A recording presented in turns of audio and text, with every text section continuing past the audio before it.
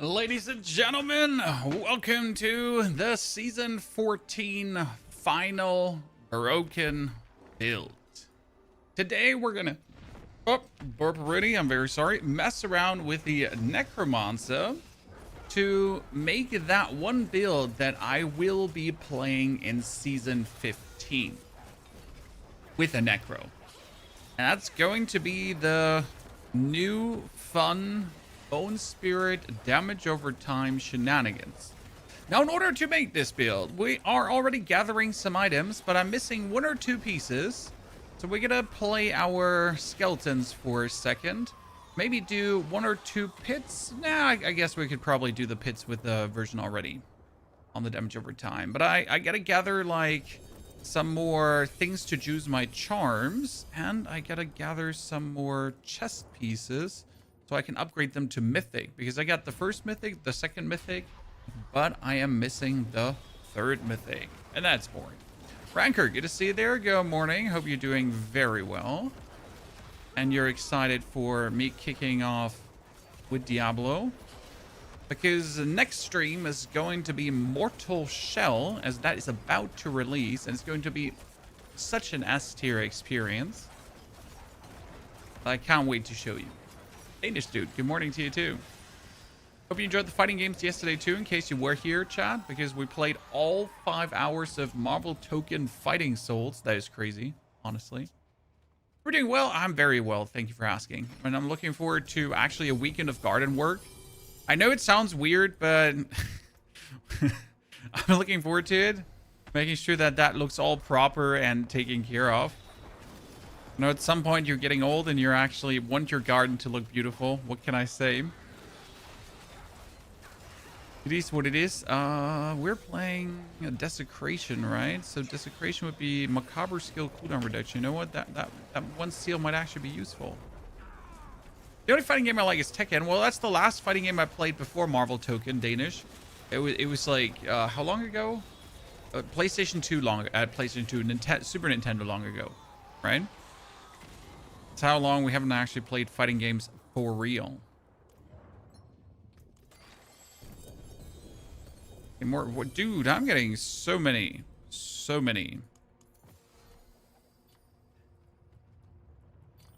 mythics this morning, but sadly none of the mythics I need. Just like tons of mythics, but it's just like, yeah, nah. How much more time to season 15? Roughly 30 days from this point on. Path Racer. We're waiting for BlizzCon to be done, and BlizzCon is done on the 12th to 30th September, and in the Battle Pass, it says how many days left? Does it even say days left in the Battle Pass? 32 days left. So if we got 32 days left, then you can guess, like, right, another 30 days with the 31st, we're seeing at the 13th, so the season should come out on the 15th, right? So roughly 32 days. Or actually on the 16th then. But yeah, it's right around the corner. It is not long due until that finally hits. Okay, let's destroy all of this. See how many Pandemonium fragments we have, because we need the Pandemonium fragments. We also need to destroy charms, because I'm looking to finally get like the charm I'm looking for. So Pandemonium fragments is 42. That's amazing. Okay, I need chest pieces now. Chest pieces are dropping Diablo filters from. How to get the mythic seal? Honestly, just kill the Reaper. I got already 3 mythical seals this morning, and I've killed the Reaper 20 times. I know, ridiculous. But it is what it is. You know, sometimes you just kill the Reaper, and then you kill it again and again and again. It's like, it's not really rocket science. Just kill more. It's just more, right?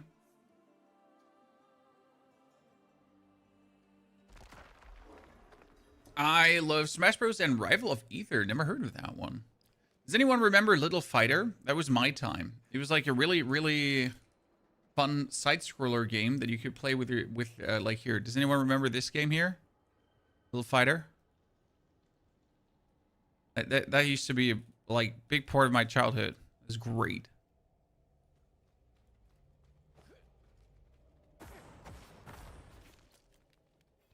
I found 5 Echo of Hatred keys and no mythic seal. Sounds like a you problem, but like a really big you problem. Okay, why is he spawning off the middle? I have never seen that before. that he just decided, you know what? Like spawning in the middle is actually overrated.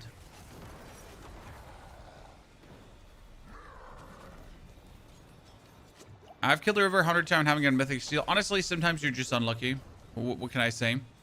I mean, it is stupid that there's no guaranteed mythical seal, because I'll be honest with you, killing Mephisto the first time should guarantee a mythical seal, and I'll die on that hill.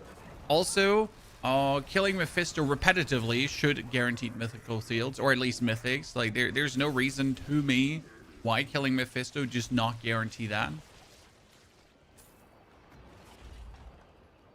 Can I have multiple mythics made from the blacksmith? Yes, sir. They put away that craft attack. So before, the craft attack used to be a thing, but it is not a thing anymore. So yeah, that's gonzo.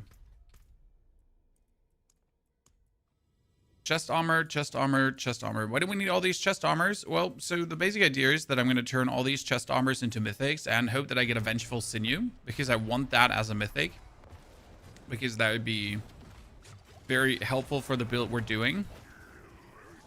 Because we're already gonna do one final build, right? We're gonna give it our all. So I'm gonna use all my resources I have, like my considerable, like my gold, my obolds, my re-rolls, my like all of that, right? To really give the build like a good boost and make it like very powerful fun. Path Racer, it's BS. The problem is not that you can't get mythical seals, right? You can get lucky and you can get them. The problem is that, as you say, someone might get it extremely early because he just gets super fortunate, and you might just never get it.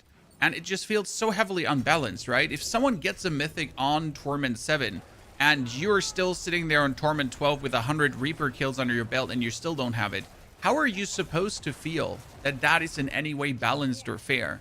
Because the only reaction you will have is, God damn. I mean, the people that are being blessed, they're always going to be like, fuck yeah, right? I just get really lucky. But the problem is that they're not, they're the outliers, right? There are more people peeved about it than happy. But I've been running Soulbron until I craft Tyrolls. I've spent 10 sparks and haven't gotten it yet. Yeah, Zervik, that's the problem. It is completely random if or if not you will get a like what mythic you're getting from a blacksmith. I am not happy with the complete randomness of that, because if you really want to have a Ring of Starless Skies, it's hard. Then again, though, they're giving us unique versions of mythics next season, so you can actually get Tyrolls next season as a unique, and then you can get the Ring of Starless Skies at a unique as well. Boom! Vengeful Sinew, chat. Let's go. This is what I was looking for. That's what we needed. This was actually pretty simple. Okay, I thought we were gonna like require a bit more rolls, but oh god, I just destroyed the one that I made, huh? I'm brilliant. I forgot to highlight it. Well, boom, ladies and gentlemen. Let's go again. Too happy. At least we can do more. Good morning, Stephen. Luckily, you just came in. You completely missed that, and you didn't have to see what we just did there, huh? My Mythic Seal dropped from Wolf in Torment 9. Yeah, I mean, like, I got Mythic Seals super early from the seasonal quest line here. Right? It was simple. Oh, I just noticed I haven't even gotten the seasonal quest line done. What am I missing? Complete 10 of the following objectives. Oh. Well, I guess we'll still have to do that then. I'm sorry, Chad. Seems like Pony didn't even do the seasonal journey. My apologies.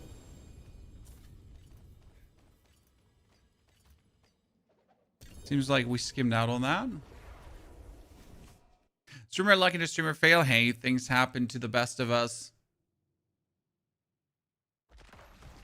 The best of us.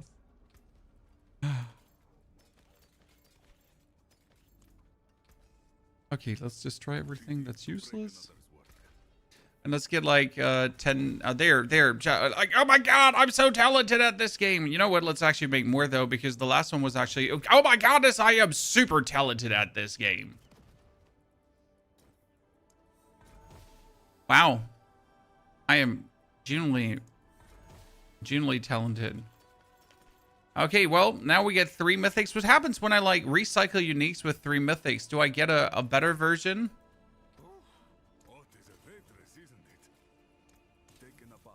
Okay, so which one do we keep? The one that has resistance, impairment reduction, bone spirit. I mean, technically the one with ranks to bone spirit. The problem is we're going to be missing maximum life because I'll have to re-roll the impairment reduction into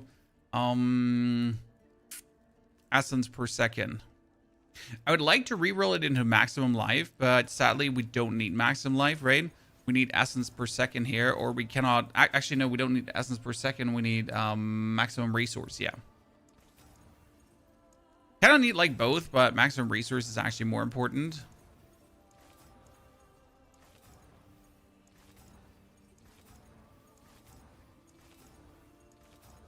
Also, just in news this morning, I rolled away 200 million gold to get damage over time multiplier. Yeah. Things happen. The best part is this just has ranks to bone spirit. So now I can upgrade this. I can make sure that we get the ranks to bone spirit. Bone spirit. And then we can temper maximum life. Lord Aegis, good to see you there. I'm happy you're enjoying the videos. No worries, there are always more to come. I'm a wellspring of fun and shenanigans. Been watching your channel for a while. Just curious which one of you two you prefer. Both, Trists. I mean, right now, I would like to play PoE 2, but there's just nothing to do, right? So as much as I like PoE 2, I cannot play it as a creator and as a player. Because there's nothing to do. I've done everything this season. So I can literally just wait for the next season, right? I can just simply not play it. So no matter how much I actually like the game, there's just nothing for me to do. The same goes for Diablo. This is now my final build for this season. My final build I wish to give you for the people that like Diablo, that still want to play some, right? But for me, I have done then everything in my power. Okay? That I could. And then I'm like kind of done, you know? What about Once Human? I was planning to do some Once Human. Console release is when? Once Human console release?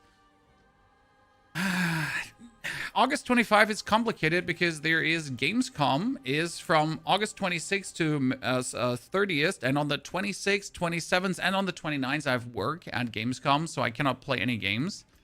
Well, I will play games, but just not, you know, games. I'll play games at Gamescom. Okay, now that we have these pieces, I think we can already put parts of the build together.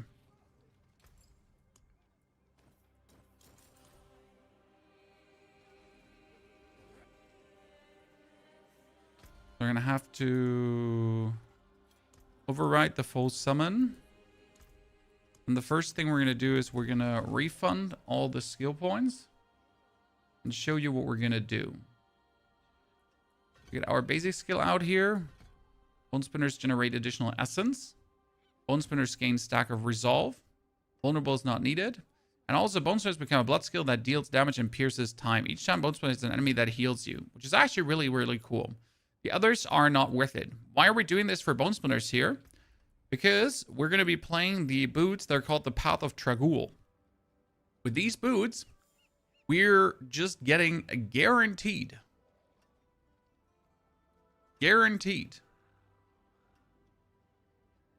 essence back. Simply for them shooting out. Then we get our mobility skill here. Together with our skeletons giving us essence regeneration. Nice. Rest is useless. Now our Bone Prison as the Desecrated Ground version. Actually makes the Desecrated Ground stronger of the Bone Prison. Not sure if that's going to be worth it to invest into that. We'll have to see. Bone Prison of Resolve when enemy is trapped, and Bone Prison has cooldown reduced. Enemies vulnerable is useless, and Essence Generation is also useless. Then we're going to go for Bone Spirit. We're going to make it a Darkness skill, and look at the bonus ranks. Not many yet. So Bone Spirit is a core skill costing Essence and no longer has a cooldown, but it's 3% more damage per Essence consumed. Plus, each enemy hit by Bone Spirit increases your essence by 15, up to a lot. Then lastly, we're going to have our Golem to have Fell Gluttony, I guess. Making us unstoppable. Curses will be cursing, but we'll have to find out how we want to do the cursing. Good. And lastly, down here, we get the Bone Storm, which I'm never a big fan of, but I don't have like much else going on. Right?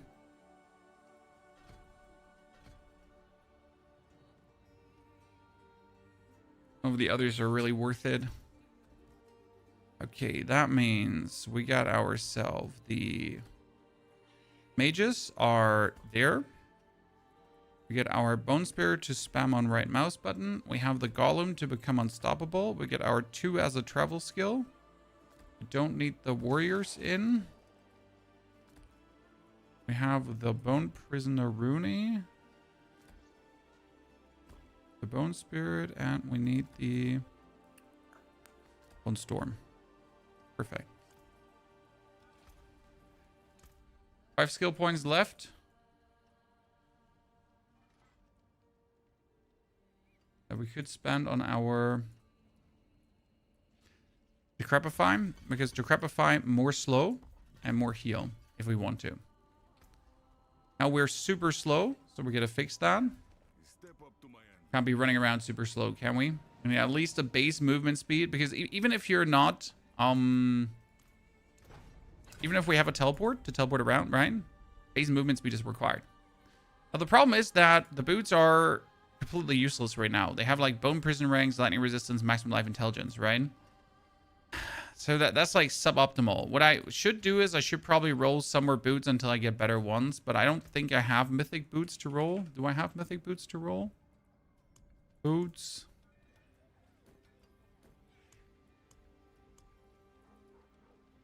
But at least some.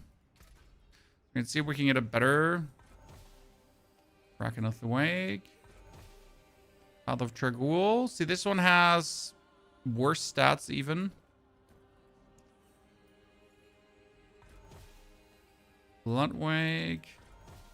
Path of Tragul. This has Essence Regeneration. That one wins. Because we actually require the Essence Generation on the boots. That's important. Now, it's going to lose us maximum life again. So that's a bit of a bummer. But we should be fine. Right? Have to see. Too bad for the Torment 12 grinders that get almost no mythics. Like, I got a Mythic Eaglehorn before normal unique on Torment 5. Zervik. Honestly, like, it's crazy this season. It's going to be hard next season because next season, they're like, the Reaper's not going to be there anymore. And everyone is just going to be used to have everything in Mythic, right? They really created, like, they didn't do themselves a favor, right? For themselves this season. Because they really made everyone addicted to Mythics just to essentially tear that out of their hands again and be like, well, it's cool that you like Mythics, but realistically, you're not going to see any more or many more in the next season. I'm going to reroll Bone Prison and hopefully get ranks to Bone Spirit. That would be the best thing that I could get here, depending on how much money I actually have to roll for this, right? We're going to see. I have a build idea for you in PoE 2. Okay.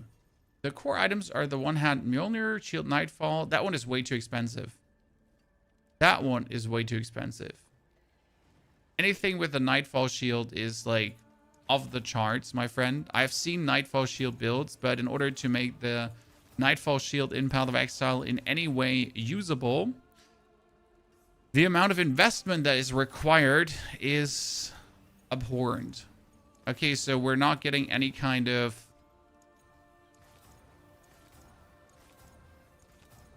skill ranks. Wow, not even remotely. Not even a single one. I mean, I've gotten the evade charges now many times, but I haven't seen like any... Not even like the other skill ranks. That's crazy. Okay, well, then we're just going to keep it like this for now. Like, that's one of the problems with Path of Exile, I'll say, compared to Diablo. So in Diablo, there's like no build that's too expensive. Like, everything is achievable. Like, you see a build, it might take some grind, but you can make the build, right? right? There's never a situation where you're like, no, it will be absolutely impossible for me to make said build. Well, that's a bit different in Path of Exile, in Diablo, right? In Path of Exile 2. In Path of Exile 2, you're like, ah, yeah, fuck. This one is out of, like, that costs like 2,000 divine. I can't make that. A desecrated round deals more damage. That one comes on our amulet. So that's 180% damage multiplier. Look at the amulet. All damage, vulnerable damage, damage over time, macabre skills, and damage over time again. That thing is absolutely brutal. Then we get the chest piece, a Vengeful Sinew. We're going to have to give the Druid's Earthen Bulwark, but what we're going to use is the Puck Rune together with the Quay Rune, if I had the Quay Rune. And our pens are going to be Tybalt's Will. Because Tybalt's Will is going to be my essence generation, pretty much. It's like one of the tricks, because if you're always unstoppable, you just always have that going on. Now, the question is, how do we become always unstoppable? Right? It's more of an intrigue to me. I mean, realistically, I could use the cooldown of my Golem, I guess.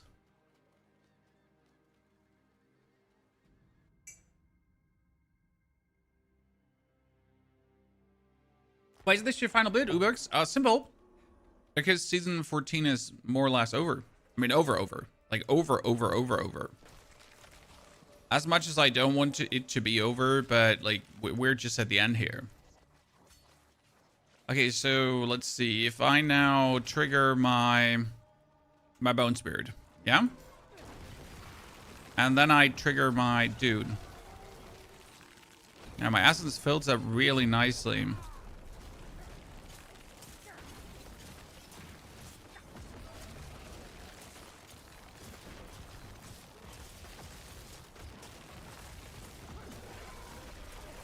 Okay, so every 5 seconds I have to trigger my Golem to make it worth it.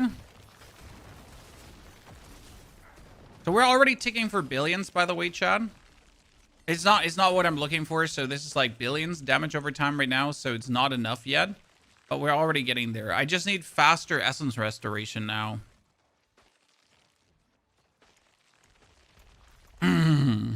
So we're already in the process of getting there.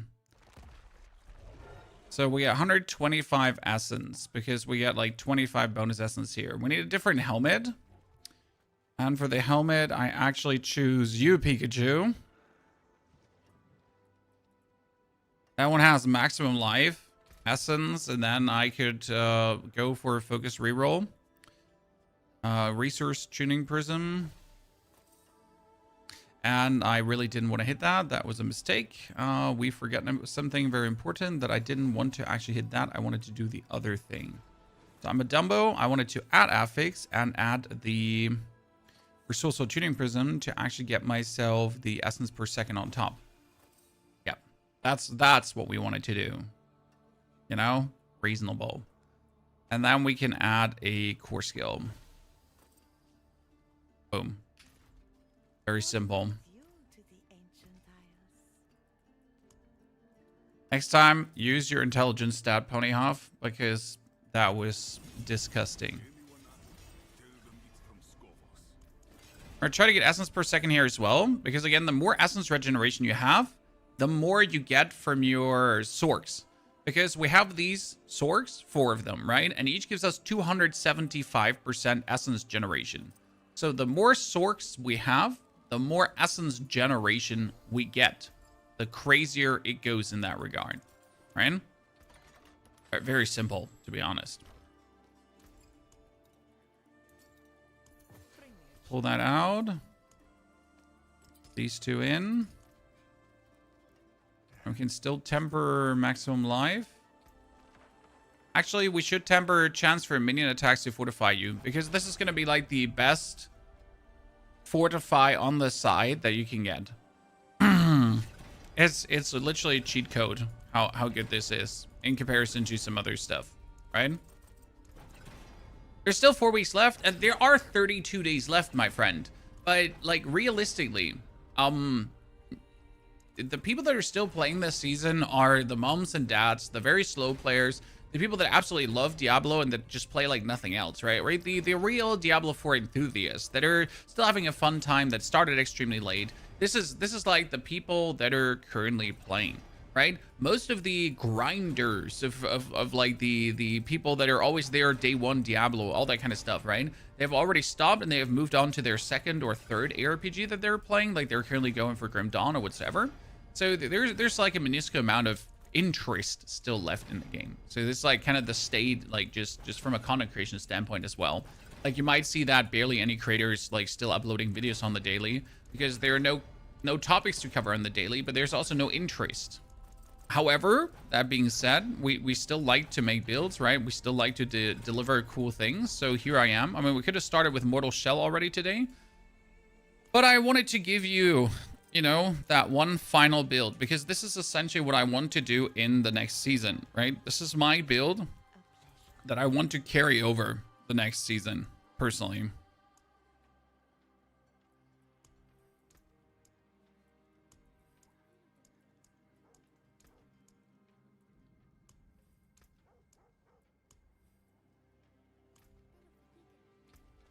Okay, so we get the Vengeful Sinew, so we have the double explosion. So we get the bonus maximum resource, that's nice. The Hand of Nas has to be my new gloves, so I made these gloves early. Look at this. Intelligence, vulnerable damage, damage over time, shadow damage, and damage over time again. Boom. That's kind of like the absolute brutal gloves. I get the Writhing aspect. Writhing is more damage over time stacking. So already with this here in town now, with things buffed to doodle up. I'm not sure why we're still having 8 mages. Is that a bug from me having had the helmet on?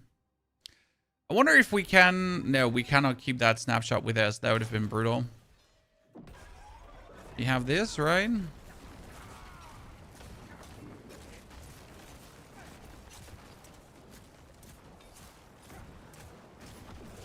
Let's see if we're not going for this, then we're not getting it. That's again billions of damage over time right now. But you really need like multiple training dummies to actually have like more corpse production. Because the problem is if you're not having more corpse production, like you need your cooldowns to be relatively low. So what we now need to temper is actual cooldown reduction. So that one is like as low as possible.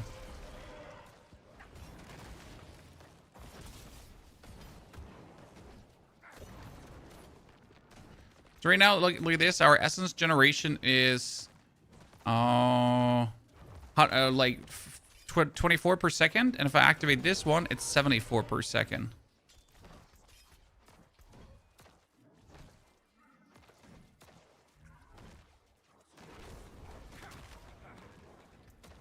Not sure if my mages are actually working the way they should. Because the mages are supposed to give us essence regeneration per, right? I think I need to re-raise them. Let's see. Because these are probably the wrong mages. Now that I re-raised them. Ah, look at that. My essence regeneration. This is what we're talking about. See, they were the wrong mages. That's 192. And if I activate the golem, 600. Look at my essence globe now. Boom. That's crazy, isn't it? Chad? Now we're talking. Now we're talking. Because the goal is that you can pretty much like just spam this, right? You can just hold down this button. So we're getting also as much as possible when we have the thing out. Look at that, 200. Right, activate this. Why do you need this as high as possible? Very simple, because the bone prison that you put out is like increasing this, right? And every point is a point in favor of things. Now I wonder if we could replace the cry rune that we're using here for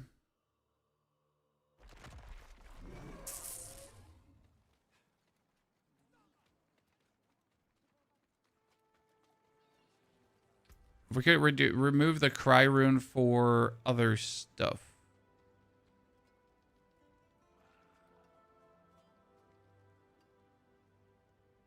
How does Necro work when playing D4 in a group? I Don't play D4 in a group. So the answer is, I simply don't know.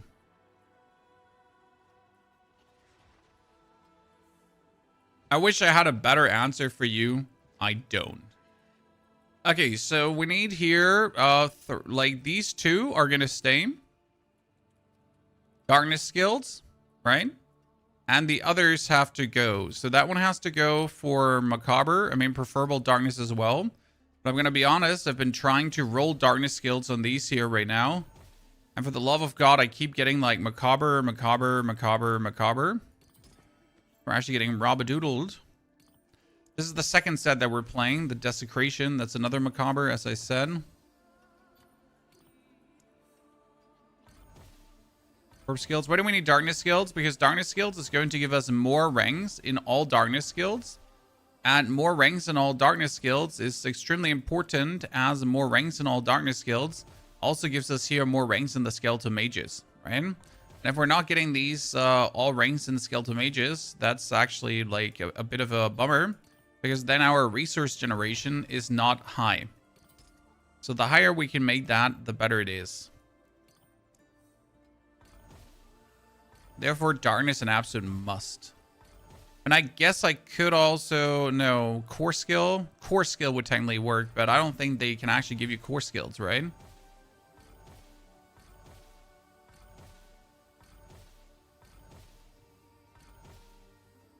Okay, it's working already good. Now what we need to rehash is the Paragon board. Because obviously my Paragon board is for minions, and that's completely useless for what we're doing. Because what does 200% minion damage do for me? Right? Like 200% minion damage, much useless. Many wows. So what we need here is, the first glyph is Scorch. Scorch is cool. We deal... increased corruption and frostbite damage, and increased damage to corrupted enemies. Corrupted enemies are enemies that are hit by damage over time, right? And this is all going to be down to intelligence stuff. So we can at least activate this, I think. Yep.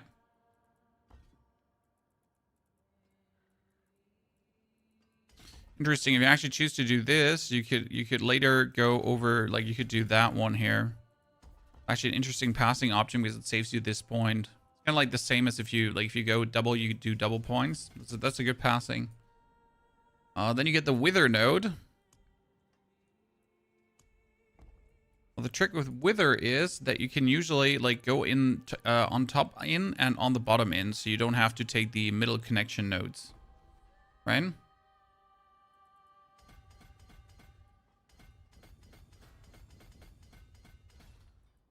Here we're gonna take Amplify. At least I have that one leveled up. Goal would be to get all the darkness nodes. And then preferable activated on the way out. Is there a better pathing we can do? Not really, right? I mean, we could go 1, 2, 3. But no. I'd rather just choose like that one.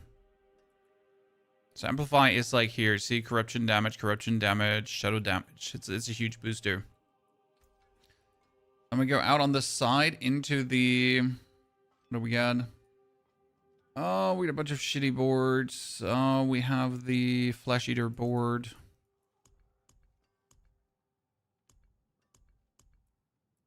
Because we consistently eat corpses. Now, Flesh Eater gets Abyssal. Abyssal actually easy to work with, and Flesh Eater in general, because you can always go in on the side, right? Then you go down. The thing is that for Flesh Eater, you would actually require... You know what? I could probably do this. Because Flesh Eater is a... Abyssal is a dexterity focused one. So what we're going to do now is we're going to go over this. Right? Looks weird, but it kind of works because now you can then go over this too. And you're actually done if you choose to go out. See? We have like now 27 decks without having to like do anything weird bonus. Now I could go down to activate this and to activate this. Plus corpse attack speed. Corpse attack speed doesn't do much, but it's damage to injured. So this is 1, 2, 3, 4, 5 now, and that's 1, 2, 3, 4, 5 out. So we get like 2 options to leave the board, and I'm leaving it on the top. Then we get ourselves the frailty board.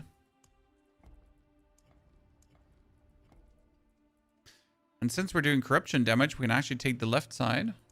We usually never take the left side. And here we want Desecration, the most important glyph and the one that deals the most damage. Desecration is a willpower stack, if I'm not mistaken. So you need like willpower, willpower, willpower. Desecration is this one. This one we get a level ASAP because look at this. It has a level 1. It has 10 more damage per willpower.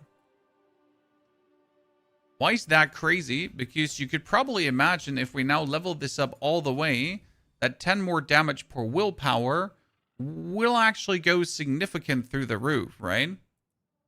Because if it's already 10 more damage per willpower right now, how much more is it going to be when you then have all the willpower thingies taken?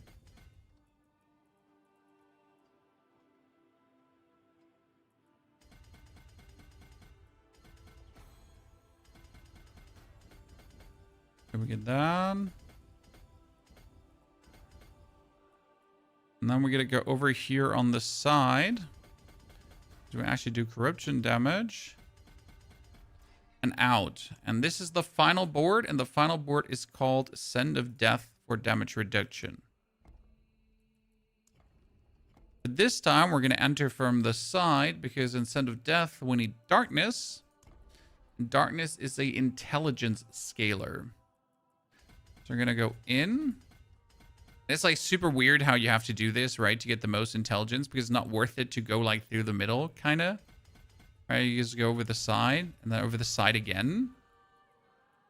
So weird. I don't have darkness leveled. See how many glyphs we have to level now, but we can at least level them with the build, so that's a good thing. There's another int. There's another int that we have to take. There's another int. These two, then down here. Wow, I really hate how that one is actually going. I'm going to have to go down there. Then we have to go here. And we can go out. And this is what I told you. See, now we can go over the side to activate the Wither. But also activate all the other stuff that is around here.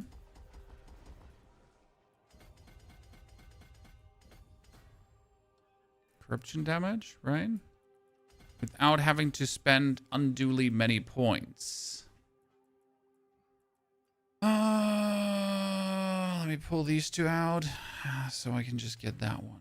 Okay, cool. I have everything kind of knocked out of the park. This one has even too much dexterity, so I could cut.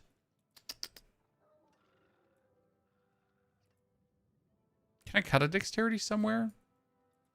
I can cut that point. Yeah, perfect. So I can invest more into that, and I can probably just get the last willpower points. Okay. What should I use Resplendent Sparks on, Vibe? Well, Resplendent Sparks you technically want to use here to get yourself specific mythics. But I'll be honest with you, nothing. I'm currently sitting at 90 Resplendent Sparks, and that's not actually a lot. We know Mr. Rob is sitting at like 400, 5,000 Resplendent Sparks. 1 gazillion billion Resplendent, like, right? Man's bathing in them. So yeah, it's not really impressive. Okay, now that we have the Paragon board, the only thing that's missing is our 2... I am so sorry for that. Our 2 rings. Now, we do have this specific one here that has a weird lightning resistance going on, but it actually had int, all damage, vulnerable damage. So if I now reroll the lightning resistance into hopefully damage over time, if I then have like the resources to do so, that would be mighty amazing. So what we're going to try is to obviously hit the damage over time, but we're probably not going to get is damage over time. So I'm going to settle for cooldown reduction for the time being. Then we're going to masterwork cooldown. We're going to masterwork cooldown reduction on it as well. Because with this 2 cooldown reduction, then we should be able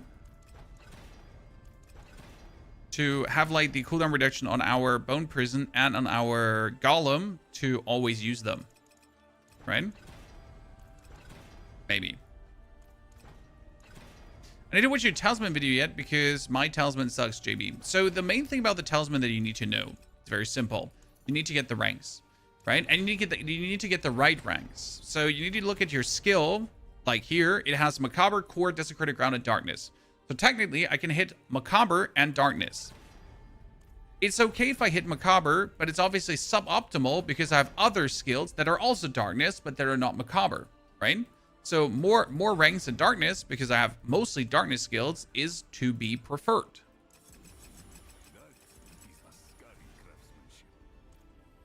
It's like kind of that simple, right? Are you going to make a build guide of this one? Yes, this is going to lead into a build guide, so don't worry. You're pretty much getting the TLDR today, the opposite of the TLDR, the long form, where we go through the movements and just check out everything. Okay, so that's Writhing. We need a Gloom. A Gloom is amazing. Gloom says, when you damage enemies with Darkness skills, they take increased damage from you. Darkness skills for 2 seconds, stacking up to 4 times. That's great, right? Beautiful bonus damage. Then we get Decay as well, which is even more increased frostbite and whatever damage. Now what we're going to do is to upgrade the process and make it a bit faster. Damage over time, because I had a ring from my sorceress, this one, that has lightning damage on it, but we should be able to hopefully reroll that lightning damage into vulnerable damage, for example, because then it's like intelligence, attack speed. Like I don't need something else. So that's good. And we can change the aspect into decay. That means the first thing we can do now is a PID 100 to test the waters. I mean, 100 should be easy, but gotta test the waters, right? Masterworking before tempering, always for higher limits. Diesel. Masterworking before tempering is simply if you don't want to hit the temper with a masterwork, right? That's something for you to consider. So like, what if you want to hit the masterwork with a temper, then be my guest, do that. But if your masterwork is not supposed to get hit by the temper, then obviously do it the other way around. Okay, the damage is nifty.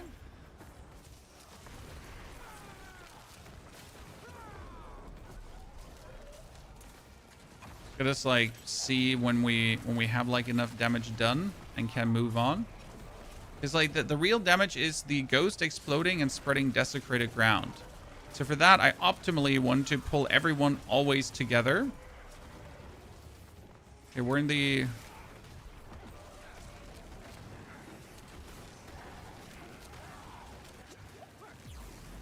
Probably like surprisingly or funnily, it's like that the build will do a higher damage in higher PIDs because you get enemies easier pulled together, right?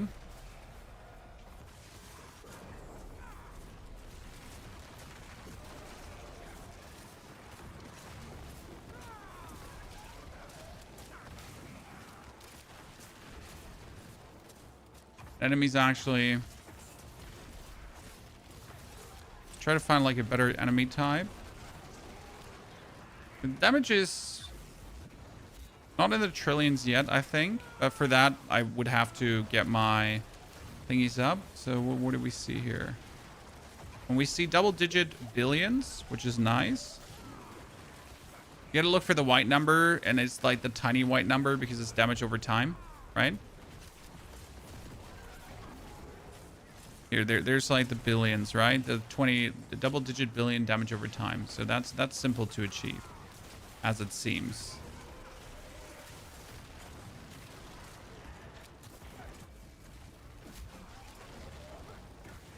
I see why we need the Cry Rune, that's for sure.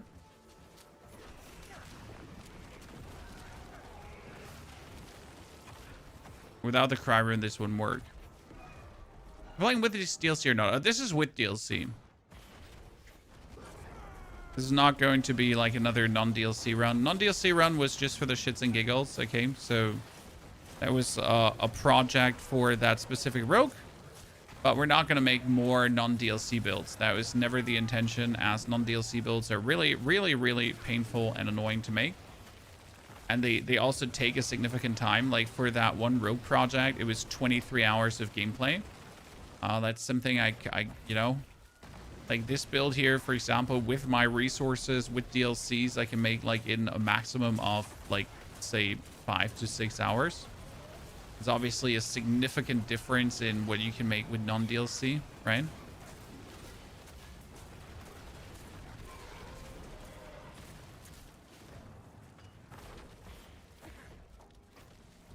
Okay, so 100. Easy peasy lemon squeezy.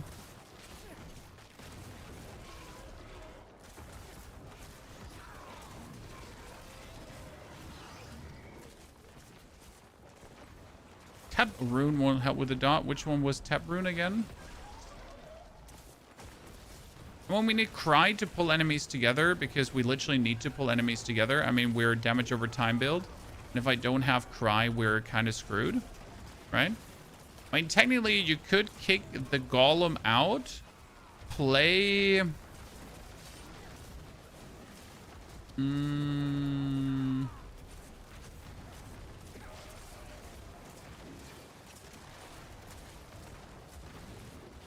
You could kick the golem out and play...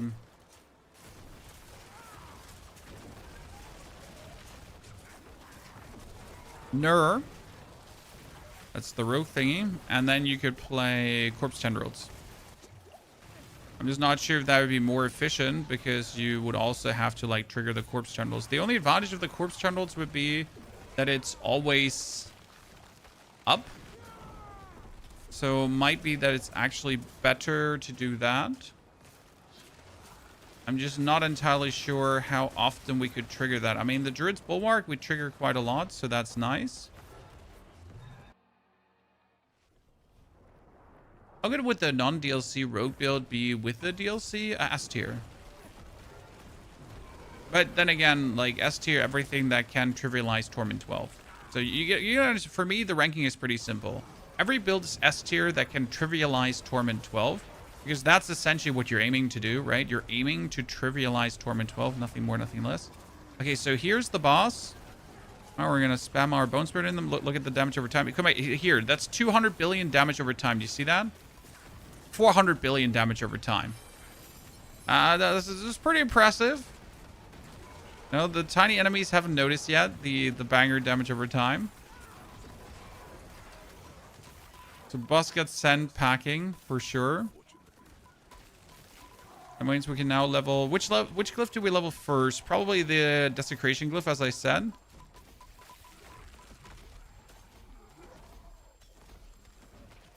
Luckily, we can level that so fast. This is like the advantage compared to not playing with the DLC, right? Because you can now just say, hey, what if we just absolutely destroy everything? So the advantage of playing the Golem is, right now, that the Golem will give us overpower stacks. And overpower stacks are another damage booster. But technically, we could push out the Golem. We could play here the Corpse Tendrils, have another Corpse Tendrils. So, like, we could just do Corpse Tendrils, no longer... They cast on me instead, right? They have an 8-second cooldown. 8-second cooldown might be too long. Yeah, that's the problem. If we compare this now, 8-second cooldown might be too long. As much as I want to make the unstoppable like a permanent thing, it's just the 8-second cooldown. It's just too long. Because the Golem is not a, like, it's a 12-second cooldown, but you're gonna do it, right? And look at the, like here, it just reduces its own cooldown. So the Golem is like always up. Right? And the same goes for the Cry Rune. The Cry Rune also is like always up.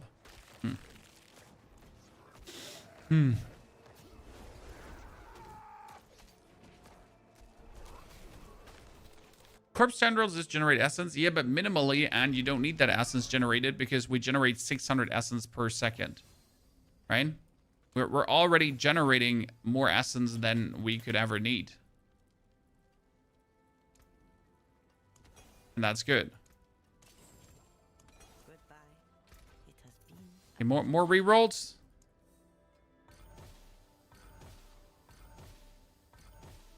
First skills. Shadow damage. Shadow damage. Minion skills, no. Shadow damage, no.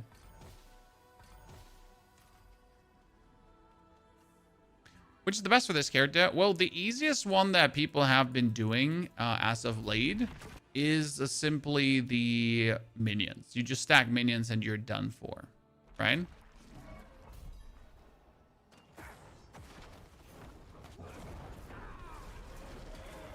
Minions will just always be the staple skill for Necro because they're super easy to scale and they're very easy to play. Thing is, at some point you might just not want to play minions anymore, and a lot of people also like the minionless playstyles, which is super fine, right? Because the minionless playstyles, oh god, I actually died, interesting. Should probably not stand so close to enemies, but I kind of want to pull them together right away, right? So the minionless playstyle is something that a lot of people also enjoy, so you gotta consider that always as an option. And this is probably here one of the stronger minionless playstyle builds. I mean, you always have Bloodwave, but again, Bloodwave has now been the staple build for such a long time that Bloodwave has become anything but interesting. And if you're still playing Bloodwave in 2026, then my condolences.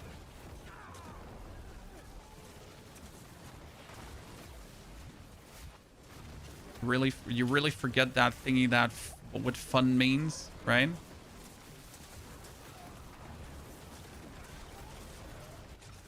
Can I see how much damage we can do to that guy? Come here, my friend. Like, I'm not sure if it's better to, like, spam him. Okay, he just gets hundreds of billions of damage as well. It's interesting. See, like, there's a 200 billion damage over time stacker. But how do we get that more reliably onto him? Oh, goodness. How much max life do I have right now? Like, my max life is like, oh, yeah, that's a problem. Like, my max life is relatively low. It's partially, like, intentional because of the equipment I choose. Because we went, like, for the full damaging equipment. Just gotta be aware of that. That my max life is so low. And we always have, like, barrier up. So it's, like, max life plus the barrier we're generating from our minions. So that's good.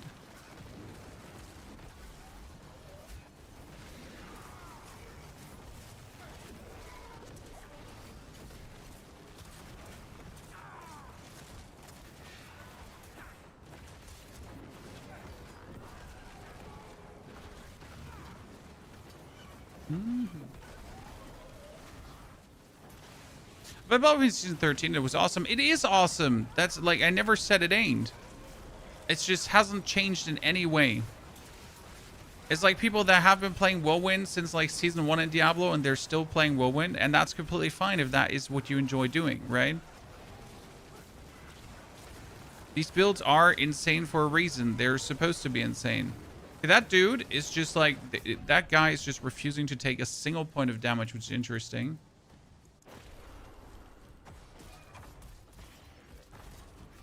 You missed the Littlest Wall Corpse Explosion build from many seasons ago. Well, that many seasons ago is actually...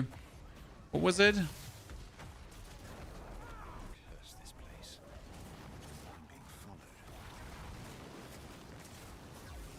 Like season 1, season 2. That was Black River Corpse Explosion. Just FYI. Now, when you say many seasons ago, that's what you're referring to. That's two or three seasons of not there.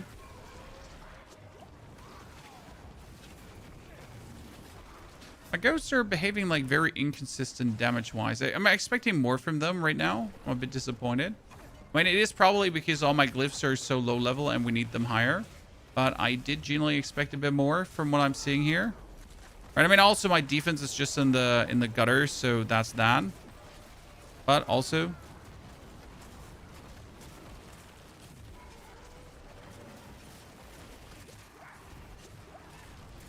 the damage these effects over time are doing is crazy. So here's the hundreds of billions again. And we do need to reach the trillions damage over time or we're not happy.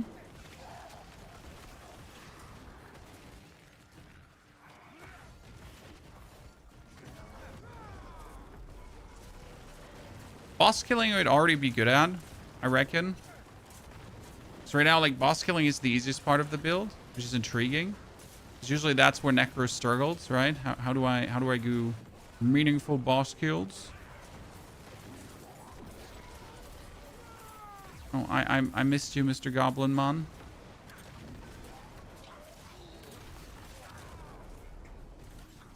So now we got him, and we're just spamming him with...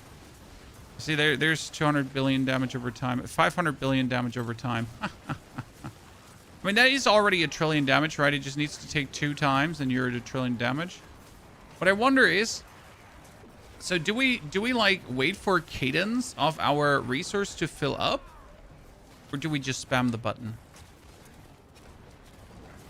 Like, is it 1, 2, 1, 2, 1, 2, 1, 2, 1, 2, 1, 2, 1, 2, 1, 2, right? Or is it like, just slam it out?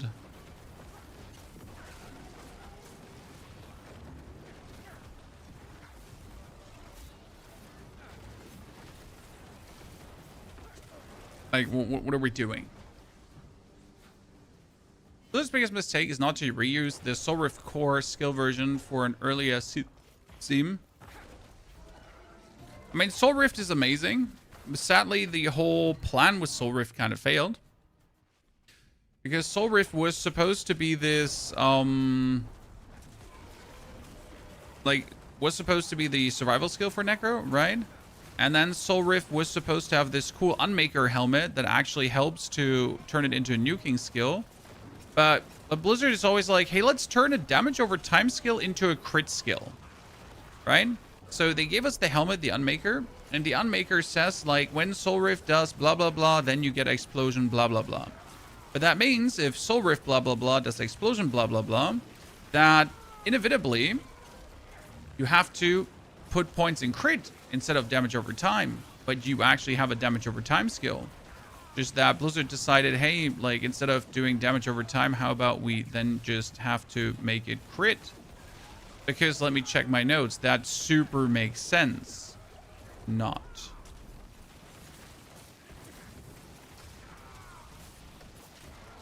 Ow. I need more resistance. I love playing Necro so much. Oh, me too. Necro is one of my favorites to play. Oh god, poison. Necro is one of my favorites to play regardless of everything. But Necro does struggle in the defense department. So getting Necro to a point where you just feel super comfortable, where you're just say like, yep, I am good. I don't have to worry about anything. That takes a while. It's not something that you easily do like with other classes, right? My Paladin, for example, gets super quick to a point where you're like, you know what? We're good. Has a lot to do with like what a gap Necro has to do between damage, minion support, all the other supportive skills, right? And that obviously Necromancer as like Paladin is having like damage issues per se in general, right? Scaling issues that you need to like do your utmost best to really get the most out of the shit. He's getting billions damage over time, but he still takes a while until he's dead. Did it.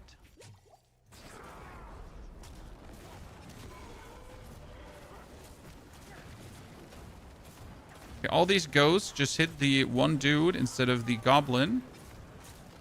I almost feel like my damage over time is not big enough. But I'm clearly hitting the goblin here, right? And I'm clearly putting like a lot of damage over time on him.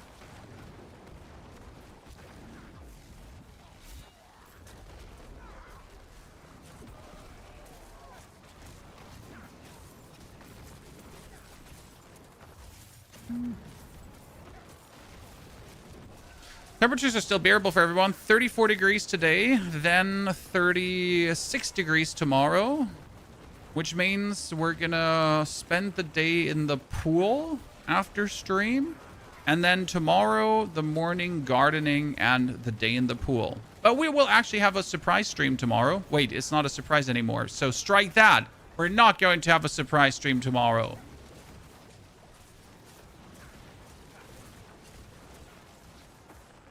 Right?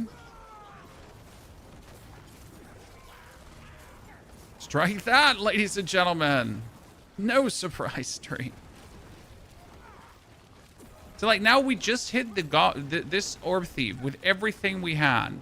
And yet it was for some reason not compounding high enough. And then suddenly it is. Need to figure out where the discrepancy here currently is. In the damage.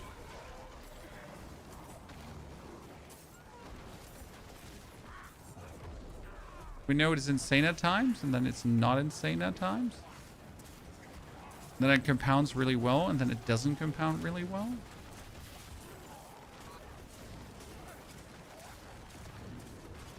So right now, he just doesn't want to die. Weird-ass goblin.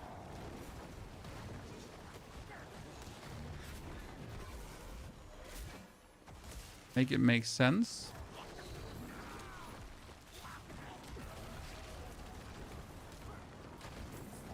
But we'll be able to get a good amount of gems next season. Seer's Reach still. I don't think Seer's Reach is going to get fixed. It's a good location. I mean, you get a lot of gems in Gem Reserve as well. So if you actually do the Gem Reserve dungeons, this is how you get guaranteed Grand Gems. But if you then consider that Seer's Reach is also giving you guaranteed Grand Gems without having to spend a single cent, then the question is, does it actually, like, in any way matter that you could also get the Gem Reserve dungeons done? But it's almost like that gems are just simply overtuned in terms of cost, and the cost simply should go down of crafting gems, so we wouldn't require to do Seer's Reach that much. Okay, this was weird, because the goblin just escaped, even though I was hitting him. Let's see how fast we actually kill the boss, ladies and gentlemen. They're all gonna die. Pull this together. Like, this is what I'm talking about. It's the damage you're looking for. You pull them together, then you pop, like, you pop your ghosts, and everything just dies. That's how it should be. But at times, it kind of, like, refuses to be like that. Okay, here we have the boss, so let's see what we can do. It's a more annoying boss, because he's going to do, like, the fire things, and I am going to die from that. Okay, there he is.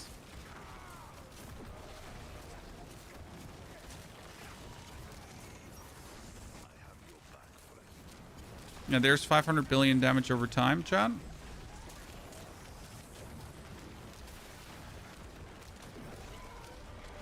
Okay, so the billion damage over time is working.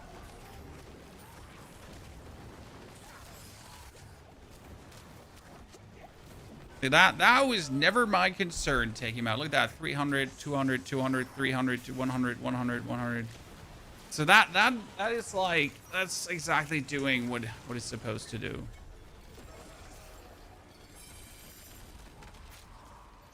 Let's get the first glyph here. 4, 4, 4, 4, 4. And the desecration is up to 21.1 increased damage per point of willpower, per 5 points of willpower. It's actually huge. Especially since we've taken like 74 points of willpower. There's one more point of willpower I could take. But before I can take that one more point of willpower, I actually need to take more points of resistance everywhere. Because as it seems, our resistance is where it's severely lacking. Actually not. It was actually to pick up flawless Horadric gems, 10 of them for $1. Damn, sir. I'll be fair with you, that is actually worth the price. You know?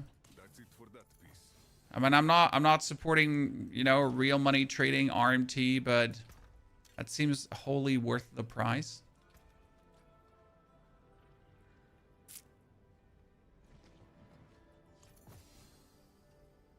Oh.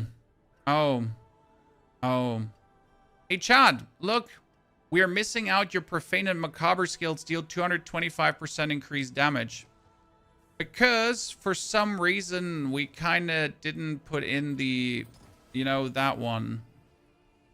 Would be a shame if you just play without your set bonus, wouldn't it to be, ladies and gentlemen?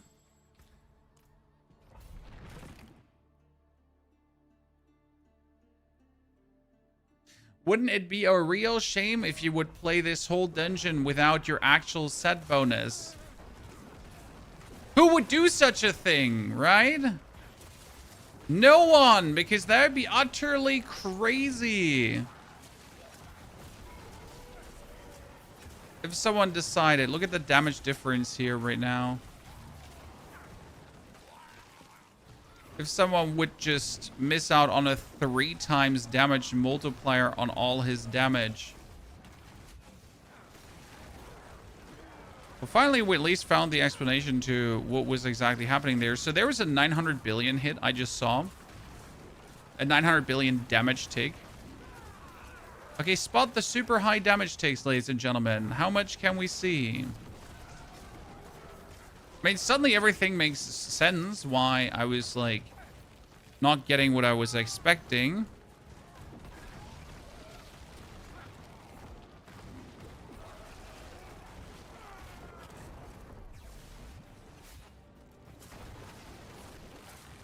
Because that damage was a bit too low for comfort. Oh, look at that. This is what we're talking about. Suddenly he's also more quick, more nimble, right? Things are just dying.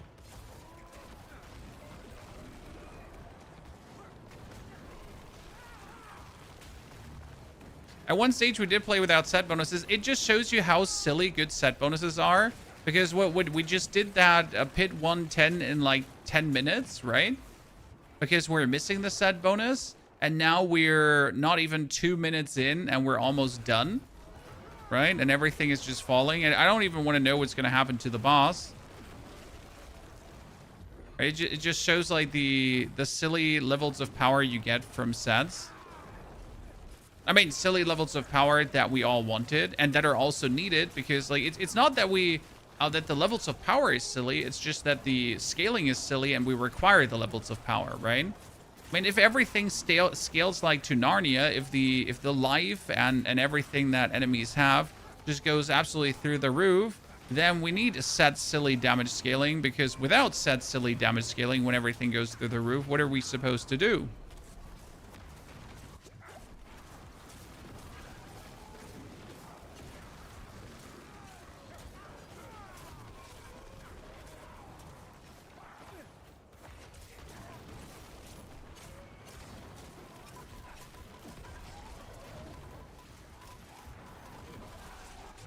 Oh god, I'm being chased by this blade dude. That blade dude is just going to kill me.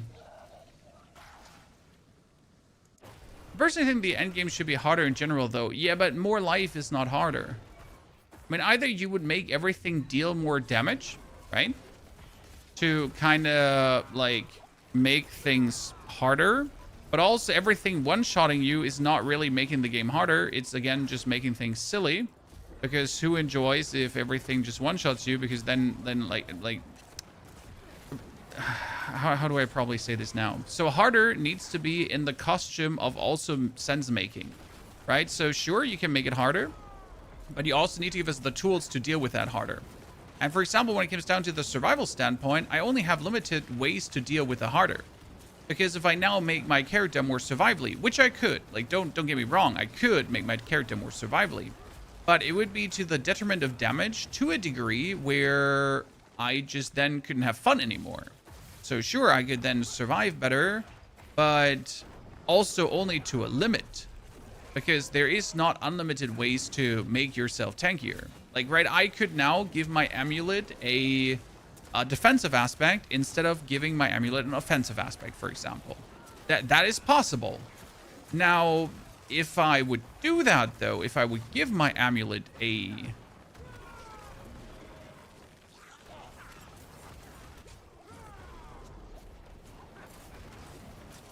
defensive aspect, I would currently lose 180% damage.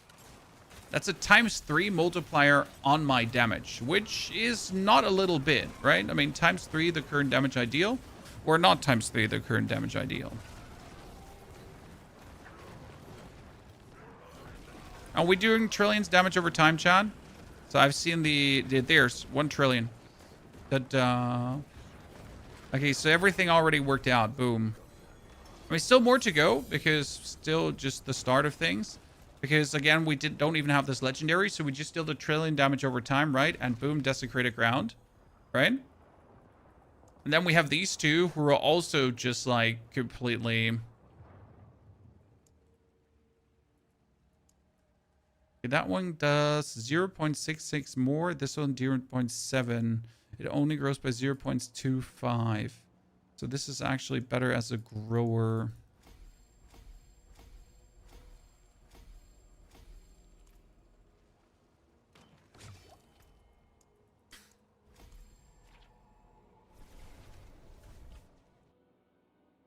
Superhero, this build is not strong enough for high pits. That is wrong. This build can do pit 120, which is amazing for Necromancer.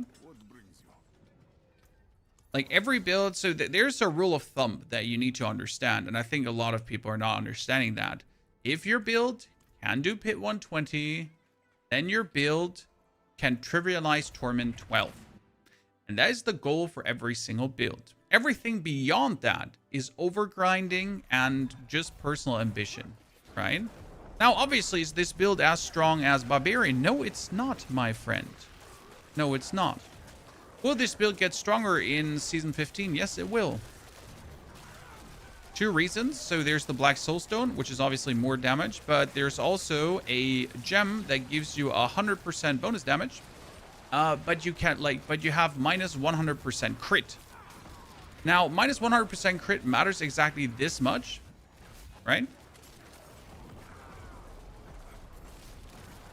Because we cannot crit as a damage over time build.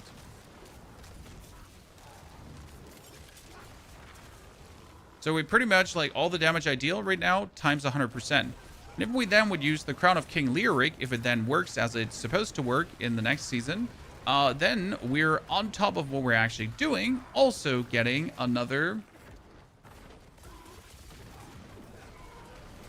100% again. So that's going to be like another 3 times multiplier to what we're actually doing. And we are already doing trillions of damage in a non-maxed out version of this build. So pretty perfect, to be honest. Now, we got to consider, though, that we have all these mythics, and they're going to be somewhat harder to get on the one hand. On the other hand, it's also going to be easier to get, like, super cool greater affix versions of at least your weapon or something in that direction. So I could farm the perfect unique and then upgrade said unique to a mythic to make the perfect mythic.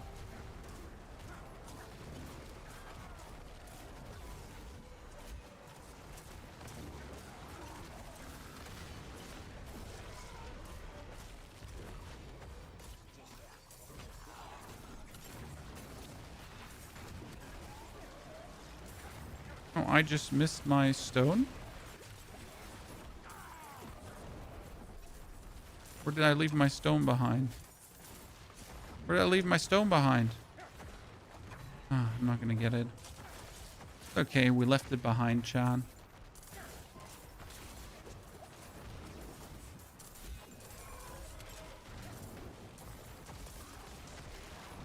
He succumbed to his damage over time all the way down here.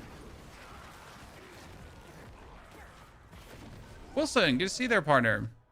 What is the highest Lilith you have done far on this build? On this build, I haven't even done a single Lilith, sir. We just started making this build. Now, it is a silly question, though, because in order to kill Lilith or Mephisto, I would choose builds to kill Lilith or Mephisto, right? Like, not every build will be good for Lilith and Mephisto. Reality of things. I am not sure how this build is for Lilith or Mephisto. Simply, we haven't tried it yet. I mean, as you notice, from a survival standpoint, it could be better. Then again, I could also just get items with more max life, because right now we actually went for more resource generation, so I get more DPS. But we could easily go just for more max life to make up for that.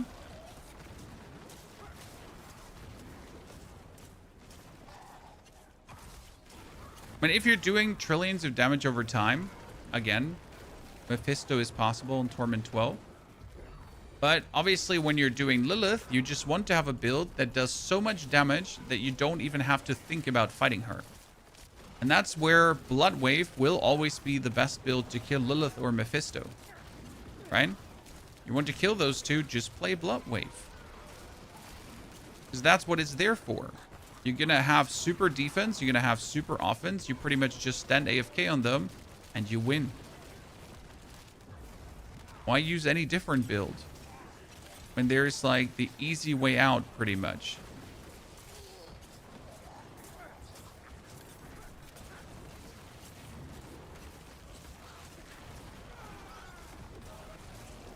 Each to their own, obviously. How complicated you ever want it to be. Sir, you're standing in my way. That's 40 billion, 200, 600 billion. Dude, it goes so quick. Freeze Necro is working. If only Azeroth would actually work the way it's supposed to work against bosses, it'd be insane for Necromancer.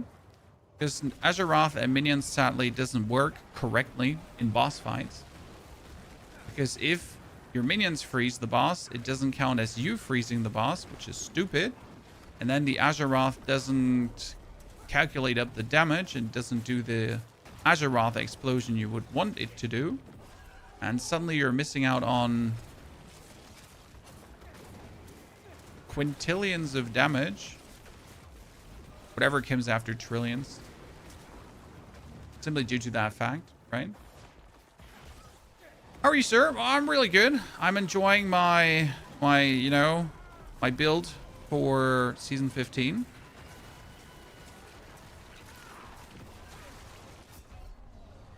Even while getting exploded every now and then. We're really enjoying the damage over time because damage over time is just cool. You know, I don't know what it is about damage over time, but I like the fantasy in any ARPG. I think damage over time is one of the coolest damages out there because it's just, I don't know, crit is just crit, right? Just hit harder, just hit harder, just hit harder. And it's like so easy. So crit has like two vectors. Get crit chance and then just crit harder. The damage over time is kind of like, how do you make it compound the hardest? How do you be able to spam it that you can just like put all this damage over time on the enemy? He takes like trillions of damage here over time, as you can see, right? How do you make that possible?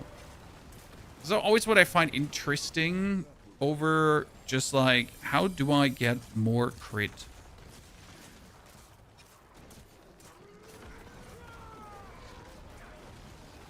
This is me personally, probably.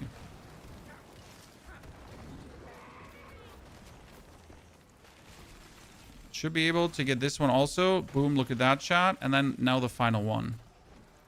Wonder how much damage you're going to see. Which game is this? This is Diablo 4, sir. Okay. Do you want to see boss fights? We could jump into the Reaper and see how quick we can kill the Reaper right now. As our first itinerary on how things are going currently.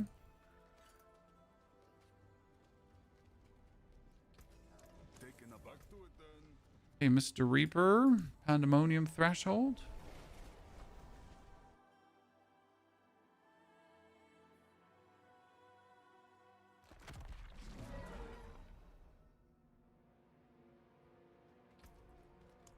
So my ultimate skill is also a Macabre and a Darkness skill. Just going to have our Bone Storm do also shadow damage over time.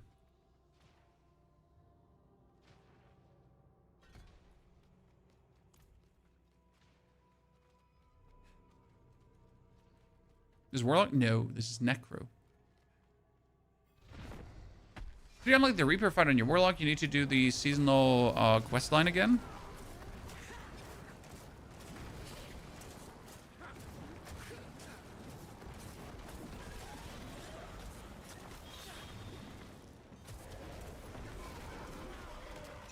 Probably the Reaper might be the worst boss because she just doesn't stay in place, you know?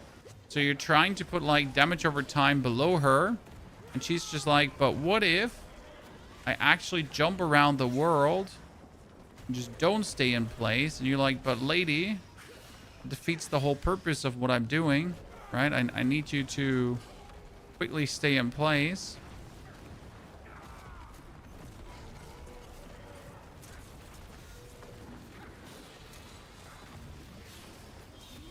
I can do what I'm doing. Probably easier to fight, what was it called again? Oh, Belial. to see how much we're compounding. I've only made Paladins and Sork and one Barb. This actually looks pretty fun. It is fun. However, like getting Necro or getting like sophisticated Necro builds off the ground needs a certain amount of equipment.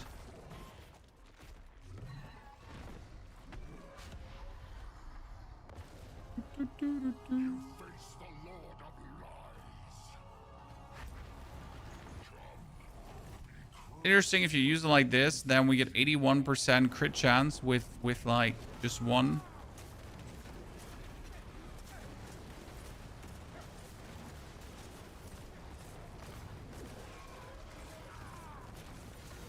He's taking the damage over time.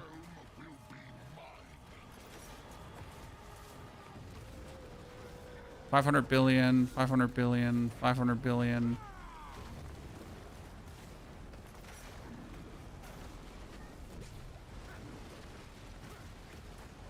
$500 billion. Interesting.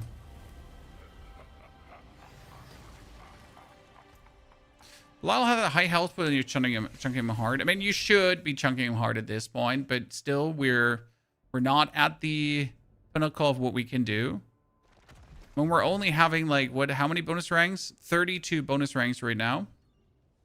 We're missing the bonus ranks here on our boots because right now we have the bonus movement speed. But what we actually want to have instead of the bonus movement speed would be ranks to Bone Spirit. But as you notice here, I am not getting ranks to Bone Spirit at all. Well, not even remotely. It's kind of sad to see, right? Not a single rank has been seen in all of this re-rolling. I mean, the skew is crazy. Alone the money I've lost to this right now is obnoxious.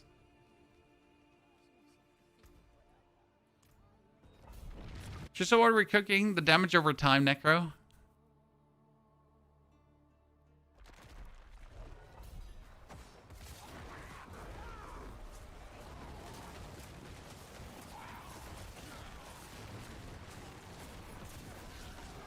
Biggest issue with damage over time is that we're missing like a real damage over time board. Because we have Wither, okay? And Wither says you have a 20% chance to deal 300% bonus damage with a hit. Now, this does work for damage over time. So suddenly your Bone Spirit you're summoning has a 20% chance to do 300% bonus damage. So instead of doing the damage it does, it could potentially do like vastly more.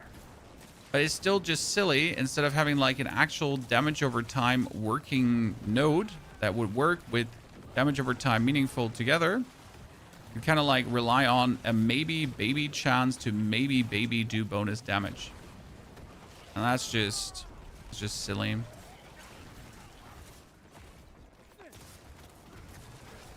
Like I really like rather have like some real damage over time shadow node.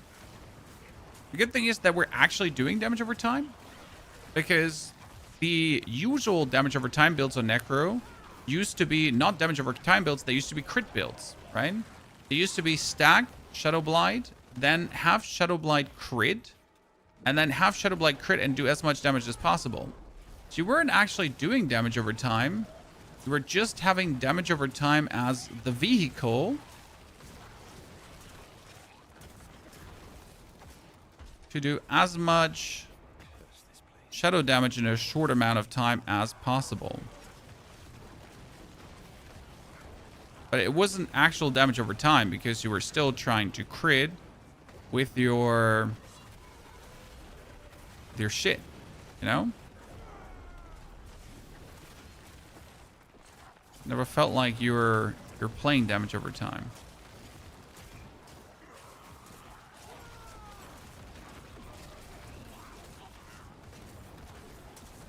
Poor Gobby. Spam it.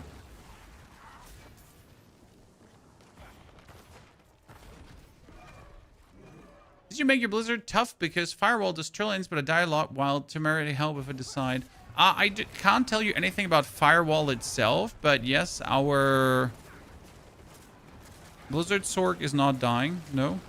I mean, the reason the Blizzard Sork is not dying is actually simple, because it stuns and freezes like crazy. So not just a little bit. It stuns and freezes like absolute madhouse maniac. And that makes it so that, like, if everyone is just stunned and frozen at any given point, then how are they going to kill you? If you think about it.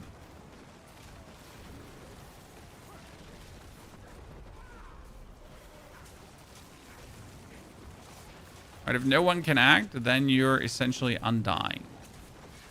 Always rule number 1. More CC is always better CC.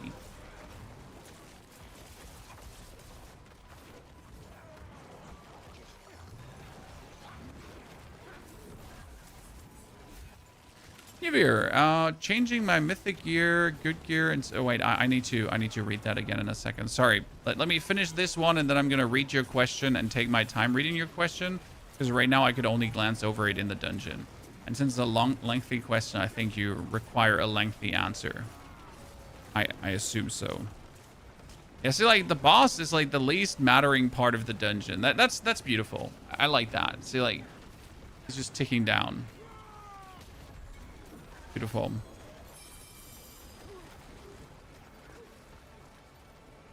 Okay, we got the final one almost up as well. It's like, do. Then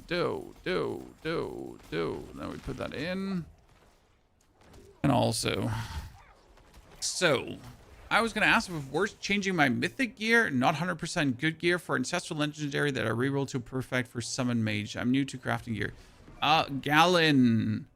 How do I say this now? So let's say you have the Hand of Nas here, right? And the Hand of Nas gives you 117% bonus damage, but the base Hand of Nas is a 90% bonus damage.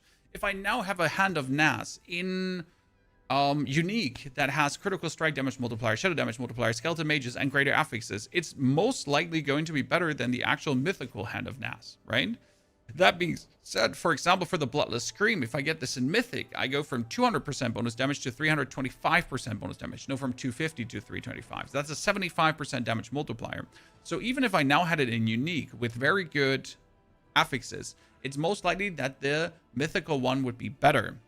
For example, here, my Vengeful Sinew, right, has a 58% chance, like Bone Spirits explode an additional time, dealing 58% of the normal damage. That one is so much better than the normal one because it's instead of like 40% of the normal damage, 58%. So no matter what the normal one does, this one would always be better. Therefore, it depends. What do you think about the Warlock Hellhound build? I don't like the Warlock Hellhound build. I think you have better ways to travel around. A lot of people like the Abodian build, so that's fine. There are cool Abodian builds. There's also Abodian Autocaster builds. Generally speaking, it's hard to tell you any Warlock build right now because all Warlock builds are being propped up by the Black Soulstone. Therefore, we gotta wait what Blizzard does with the Black Soulstone to actually see if Warlock is going to then stay as strong as it is right now. Okay? So there's like no guarantee. Like, Warlock will exactly be this and this strong in the season to come. It might be Warlock gets a significant nerf, or the Black Soulstone gets a significant nerf. So all the builds that are being cooked up on the PDR are liable to not even remotely making it close to the live server. That's that. Now, if a lot of them make it to the live server, like, they're all rather equal-ish. So Warlock is not going to be this, like, oh, wow, this is the best build, that is the best build now. It's going to be like, this build is insane, and then this Warlock build is insane, and you know what? That insane other Warlock build is also insane. So there's not going to be a single one where you're like, oh, no, my Warlock build is not insane. No, like, all your Warlock builds are insane. Every single one of them. Right, they're all insane.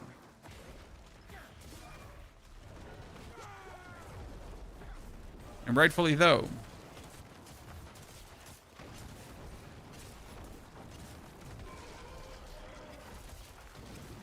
I hope that makes sense.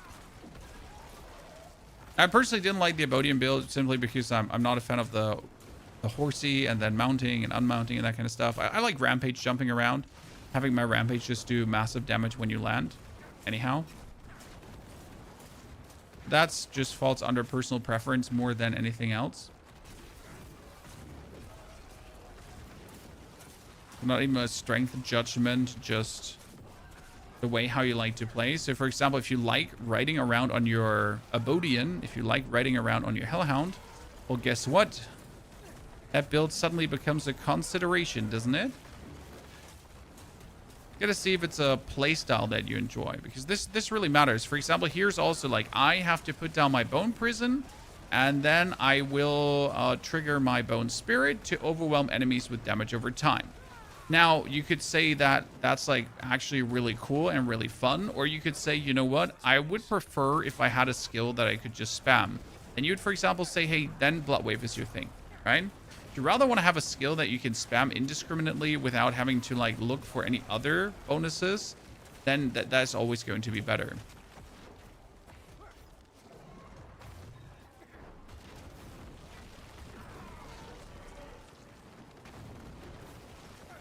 But if you wanted to then, you know, do a different kind of build, here we are.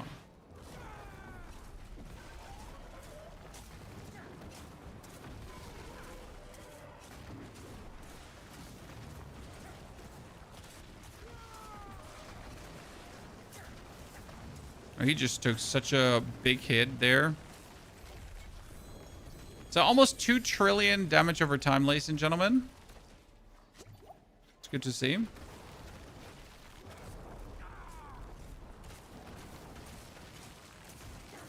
Almost 2 trillion. That's the last one to upgrade. And now you would have to pump Desecration as high as possible. So it says your Desecrated Ground deals more damage per, right? So it's 36.3 more damage per. And we got how many points in there? So in our Desecrated Ground, we got... So this is like a 536 Desecrated Ground bonus damage, right? And our Bone Spirit says Bone Spirit leaves behind a pool of Desecrated Ground when it explodes, right? Dealing corruption damage. And that's 1 billion corruption damage. Also, Bone Spirit will consume all of your remaining essence on cast, dealing increased damage for each point of essence consumed. So obviously the assumption is that then when we have 155 essence, that is going to be 155 times 3, that then this gets like up like 2 more than it actually is. Suddenly we're sitting for a very high billion damage over time.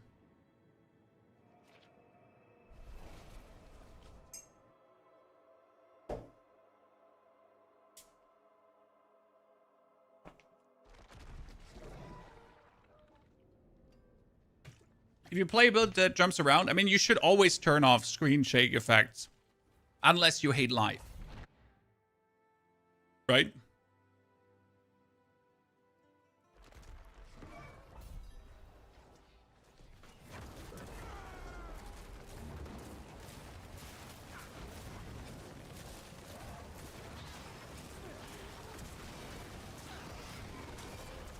I mean, getting 1 item in Mythic isn't hard in Season 15.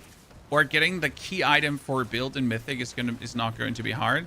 Because obviously getting the key item in Mythic is now fueled by the mythical upgrade, or the guaranteed mythical upgrade in the cube. So that is going to be very useful to say, hey, I got a... like my core unique with 3 greater affixes, boom, and then I'm going to turn this into exactly the item we need. Right? Gonna be good. Okay, now with that final one having hit legendary, I feel like things have gotten even smoother. Because look at that, it's like 1 minute in and we're almost at halfway point. It might just be that we're also just hit easy enemies.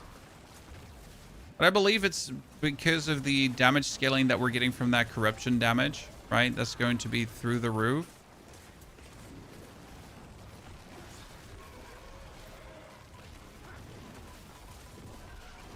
I was trying to get out of here, but the game didn't let me get out of there.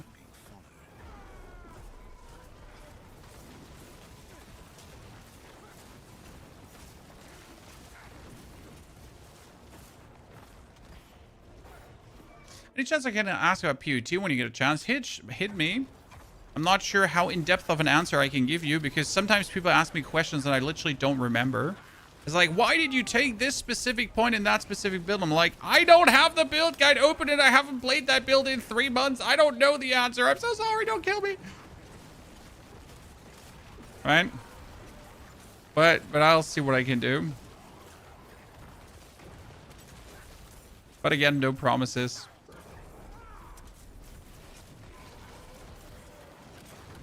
Depends on the nature of your question.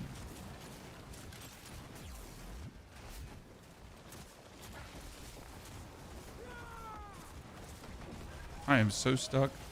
I'm technically so dead. Unless I'll just get freaking raggedy wrecked by my dude. I recently started Soul 7 for the first time and enjoy it more. First build I did with your Army of the Dead build, Mike. I mean, Soul 7 has the advantage of taking the stress away, I'd say, right? You don't have to trade. You don't have to, you don't have to look at what others are doing. It's just you versus the game. It might be an unconscious thing where you just decide, you know what? It is actually just me versus the game. Because oftentimes we don't even notice how much comparison we're doing to other players at any given point until we don't do that comparison anymore, right? Okay, that was just like silly how we just died multiple times there. So until we just don't do that comparison anymore. So I do believe there's a lot of subconscious awesomeness to playing solo self-found. You will notice once you take your time to actually immerse yourself in the mode.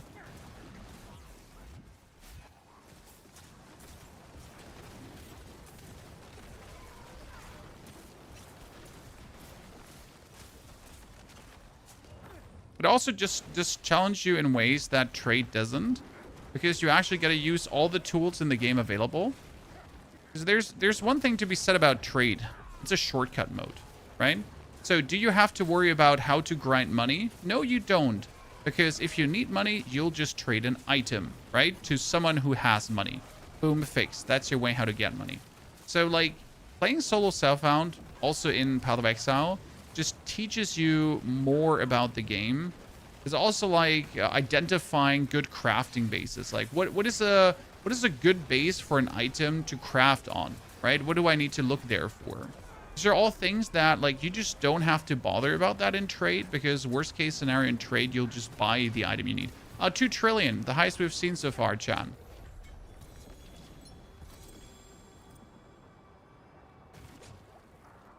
$2 trillion damage over time tick. 2 trillion. Okay, I wonder how high we can get this. I mean, we're 110s. We're going to get it to 90 right now. Still waiting for Hitch's Path of Exile 2 question. Chat, who of you is excited for Mortal Shell 2, by the way? Are you looking forward to it as much as I am? +1. +1 is already good.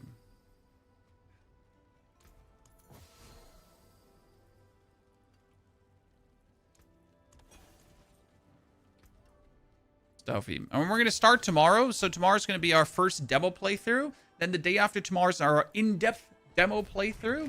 And then on Monday, there's actually the release of the early access version where we will start right away, play all day. And you'll also get the perfect start. Right? It's going to be really cool.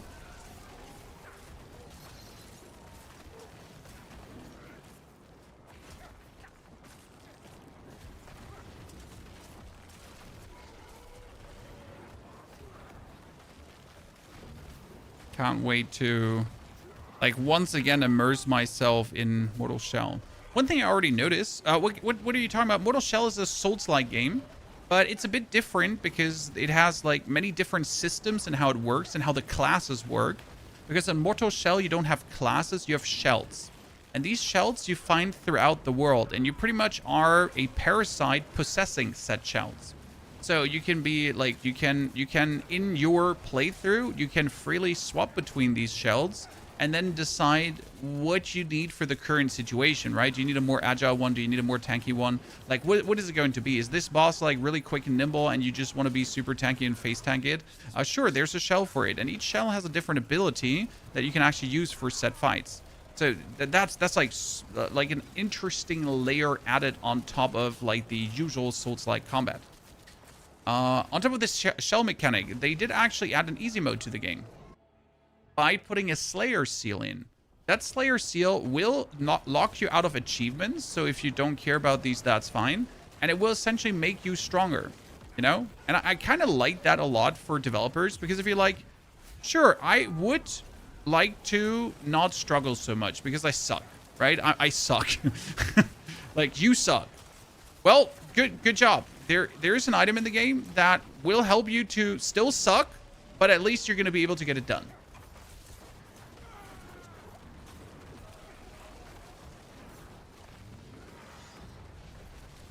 There was a game that works like that as well. Well, maybe it was Mortal Shell 1, my friend, because this is Mortal Shell 2. So, like, Mortal Shell 1 is now a couple of years ago, and it was more of a smaller sleeper hit that people were really surprised about. It was like, what the fuck? Where did this come from? And now, actually, Mortal Shell 2 is shaping up to go from a sleeper hit to an absolute triple, super, double A title indie success of the year.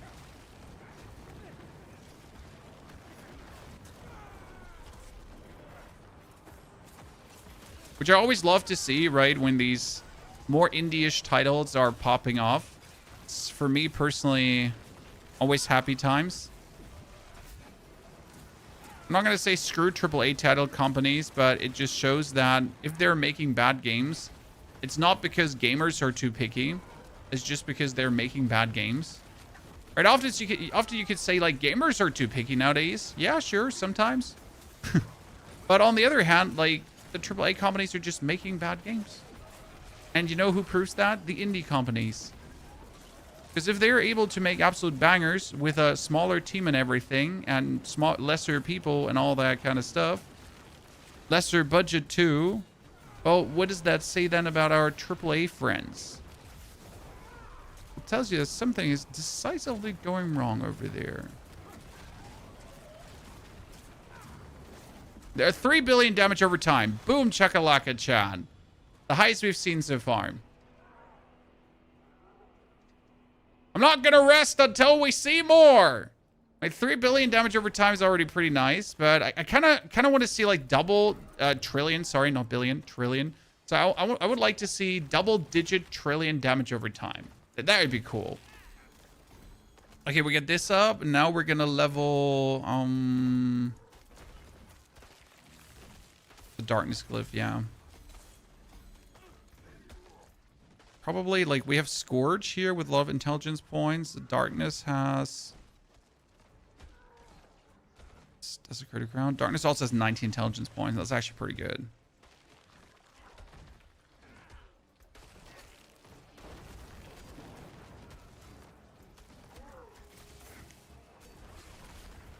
AA games aren't AA anymore. Well, Waldemiss, have you forget about the quad A game Skull and Bones?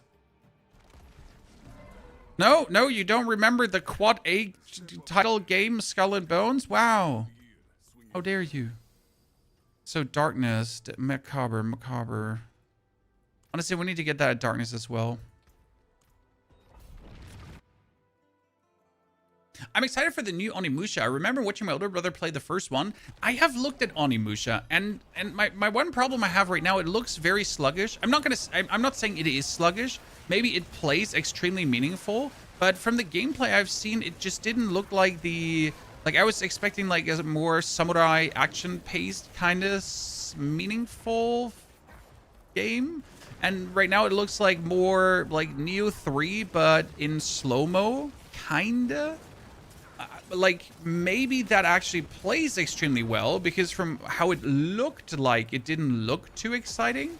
But looks can be deceiving, and maybe once you put your hands on it, it's like chef's kiss. This is brilliant.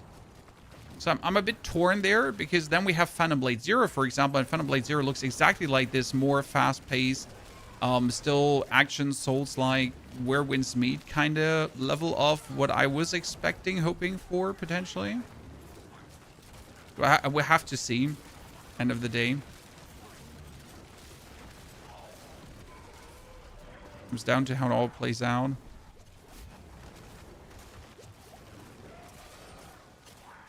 I'm trying to pick up that stone here, but I don't know where the stone is. There's the Heart of Stone. Thank you very much.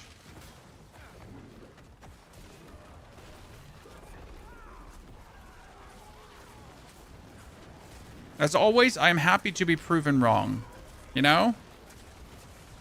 Contrary belief, content creators don't like to be right. I like to be wrong because that means that things are better than I expected them to be. You know what I mean?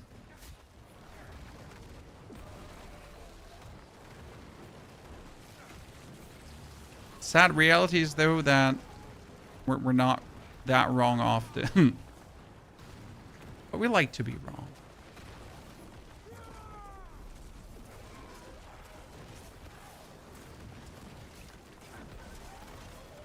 Okay, if you don't want to be pulled together, then I don't want to bother with you. Do. Trillions damage over time.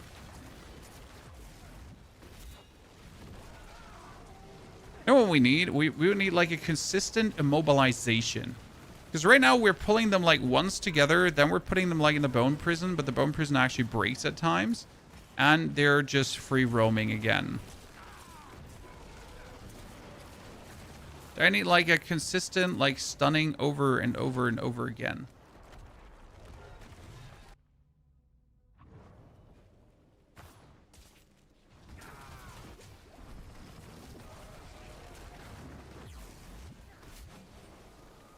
Awesome. Wow, he has Executioner, Earthquake, and Reprisal. God damn it. The game is really throwing everything at me. Honestly, like from how it started and how it's going right now, the difference between glyph levels is like telling. That means though we have to get that one glyph up to 120 now really, really quick. Also, don't worry, we are going to challenge Mephisto too, chat, because we obviously need to see how well this would do against the man, the myth, the legend. But if I see how I manhandle this pit boss, I am really not that concerned about the Mephisto. Dude, the main damage is like just that one. Okay, we need to get darkness up as well, like +3. How many +3s can I still get? +3, +3, +3. Then we can do +3, +3. So let's do the +3s first, because then we can actually start doing a pit 115, right? So like we do this here in 4 minutes, but then we can do like a pit 115. And the pit 115 would allow me to upgrade the desecration further. Until we can then do a pit 120 to upgrade things even further. So one thing I would like to know, how would this now do if I go into the overworld? Because there are some builds that are like overworld good builds, and there are some builds that just have like boss killing whatever potential, correct? So what does this one right now do? Is this like an overworld friendly build? I pump this out, everything. Oh god, that was a quick death.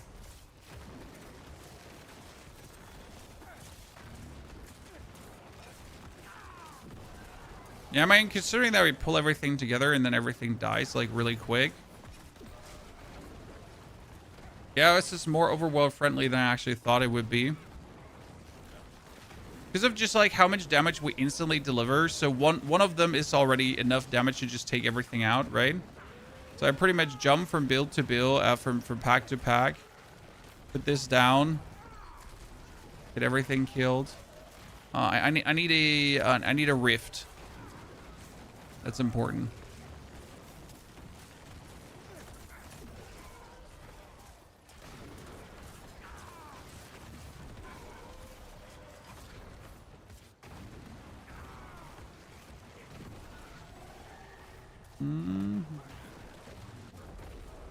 Here, we need one of these Chaos Rifts.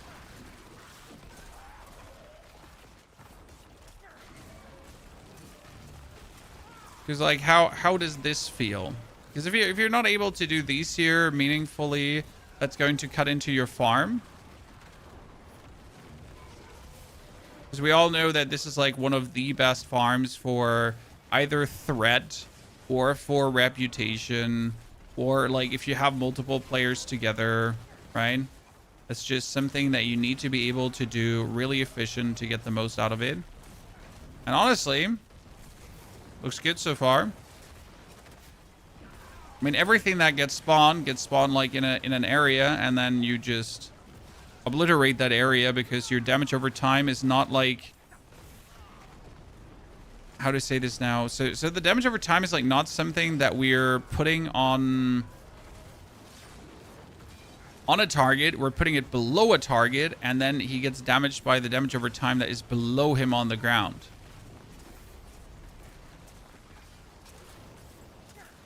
I think that matters. Yeah, this is super nice. Okay, I like it.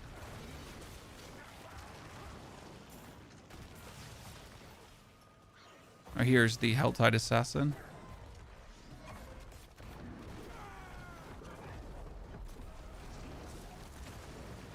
God. Yep, and he's dead. That was crazy. Eden, very good.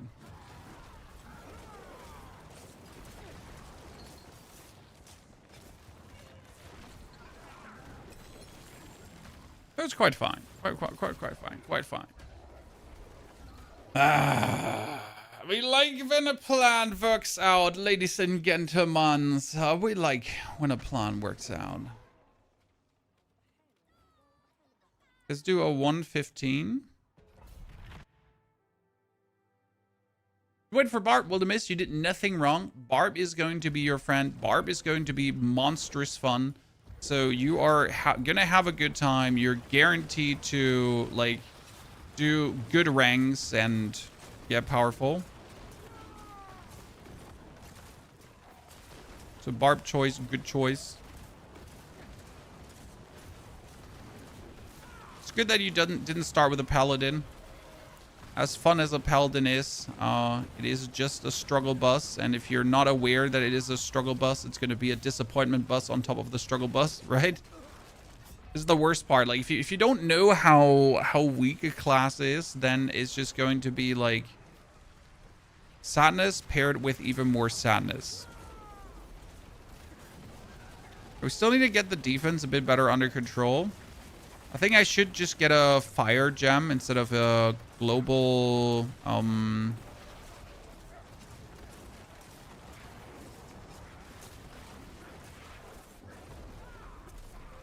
yeah, so like something is fire wise killing me here, so let's put on a fire resistance.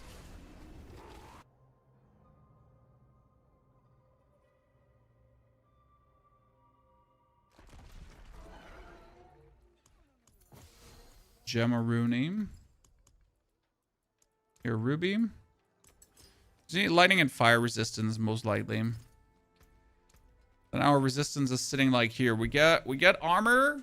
Oh, our armor is horrible. That explains so much. I'm wondering where's all the damage coming from. Well, our armor is horrible because we don't have armor here. We don't have armor here. That should have armor, by the way. And we don't have armor here, nor do we have armor there. So our physical resistance is at least high, but our armor is absolutely in the dumpster. No wonder we're taking so much damage. This is something I cannot fix, though. At least not on the fly. I mean, worst case scenario, we could go just with less max life to fuel our armor more. That would feel bad. But here, worst case scenario, we could take our boots. We've been re-rolling here a lot of time. And then instead of max life, we're going to just try to quickly...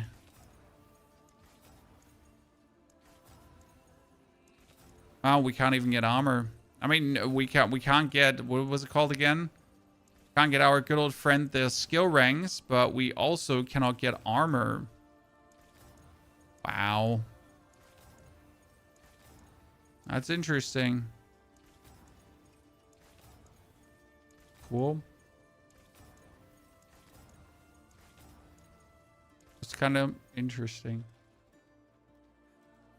I mean, it does explain where our life went, where our defense went, right? We don't have it.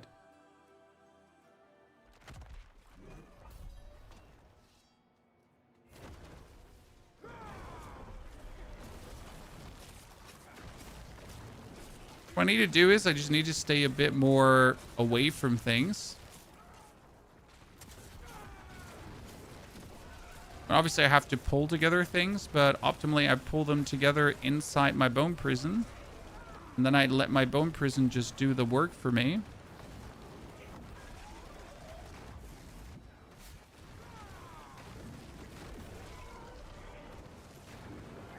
This is the optimal case scenario. But then on the other hand, you're trying to pull as many dudes together as you humanly can. Because the more dudes you pull together, the more damage over time you can do. Because again, our damage over time is a local phenomenon. Ergo, the more dudes I can in a short amount of time get all together, the absolutely more deadly this is going to be.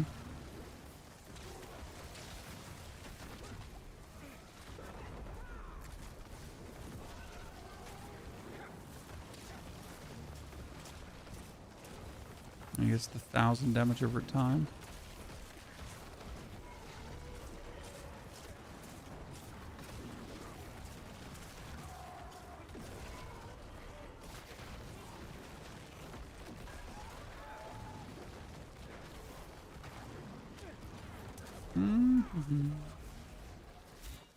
It's tricky to get like all the pieces together for all like everything.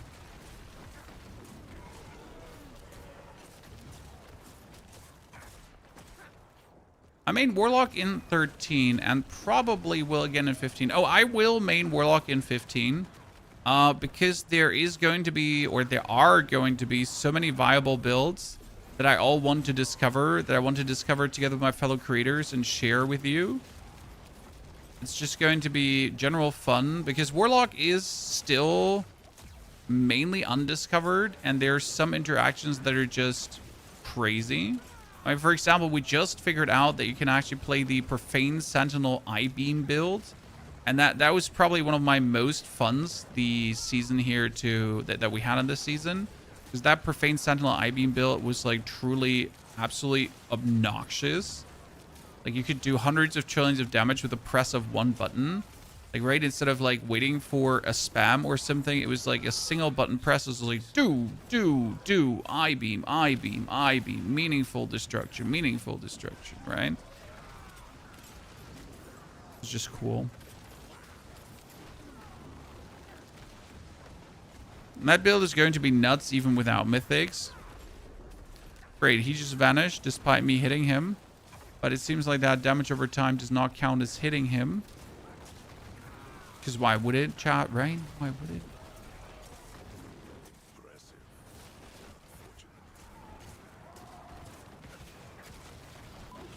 Why would damage over time count as hitting someone? Oh no, I wanted to avoid the dude because he's like super annoying to deal with. Like that whirly blade. But now my Heart of Stone is like back there. So I need to actually like kill all of these. So I can get my Heart of Stone.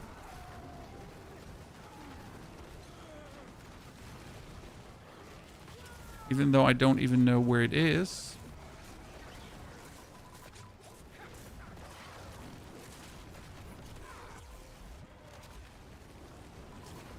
Because it's supposedly here.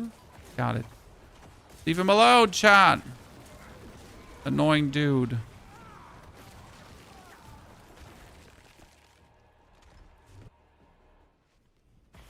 Terrastorm build? Yeah, but the Terrastorm build is heavily propped up by the Black Soulstone.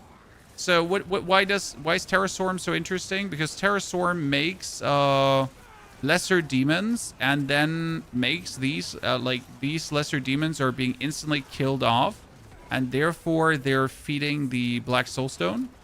So that build, as cool as it is probably on the chopping block, depending on if they actually got the Black Soulstone or not, because some of these builds are just remotely being propped up by that. So it's right now that yes, there are a lot of Warlock builds, but again, it's like, so you know, is it actually strong on itself, or is it only strong because it's getting like 300 times 5% more damage? which is 1,500% more damage, which is a 15 or a 16x multiplier to your damage. And that's just not a little bit, right? Because getting like a 16x multiplier out of the house is quite, yeah. Something.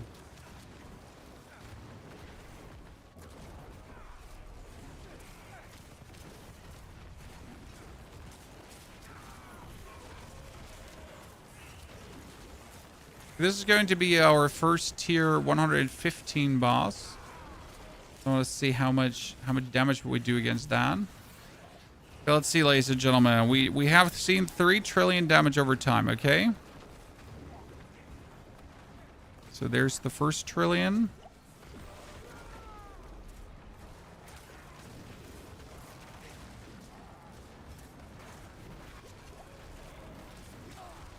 Oh no, you killed me, sir. But I'm okay. He does the field of death and destruction.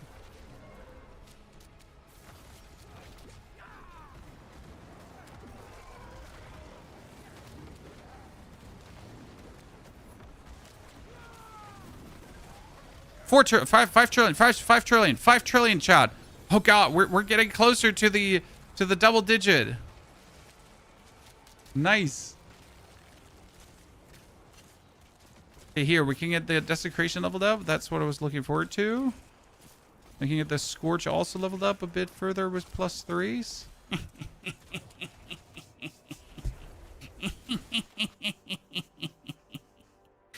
We're getting there very nicely.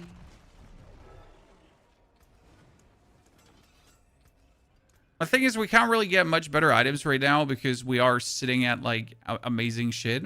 And we could reroll our macabre skills here until we also hit darkness skills, right? So there are ways how we could get even more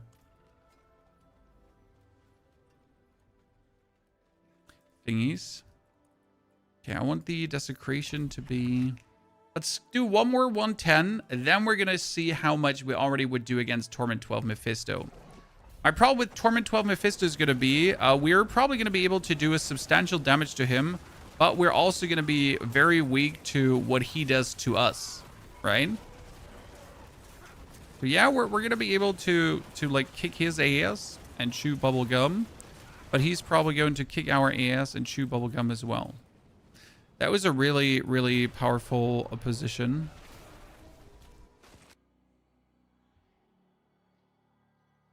That we didn't wish to face.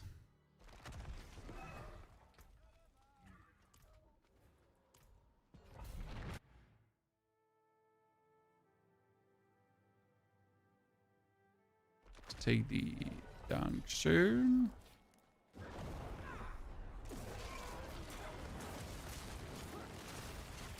I consistently forget that I can actually teleport around. So I'm just so used to walking around that it's like, oh, you can actually teleport? Nah.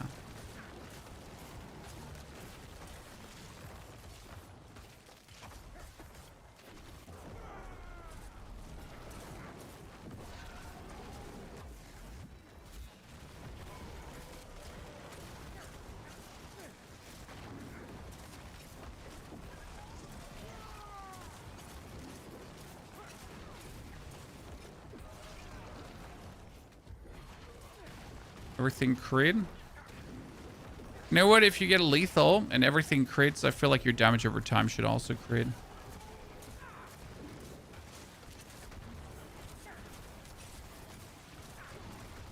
It'll be fun.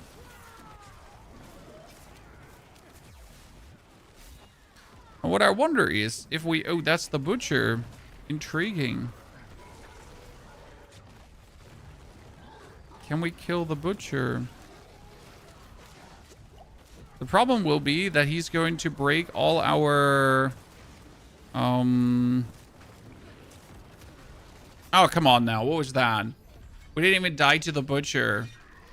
We just died to some random outlier elite weirdness. Oh, that is bullshit. So we did actually do the proper damage to him, but... outlier weirdness killed us.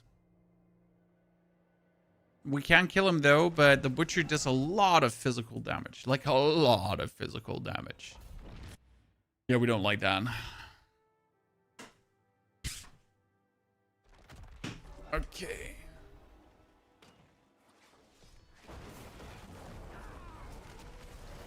So, ladies and gentlemen, we get Friday. What are your weekend plans looking like? Apart from gaming.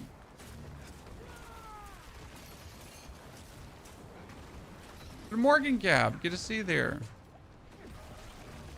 I'm definitely going to be doing gardening because since I have hurt my foot, I haven't been doing proper gardening and it shows.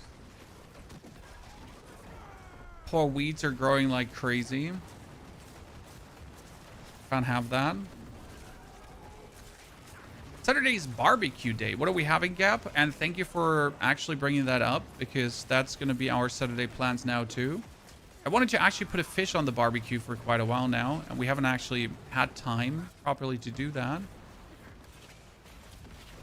Like some salmon on the barbecue. Sounds like a reasonable plan.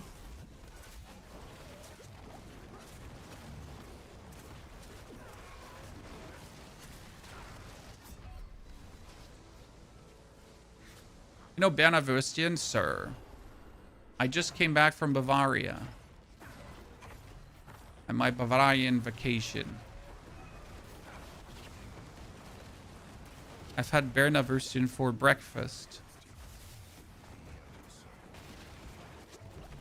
Every day.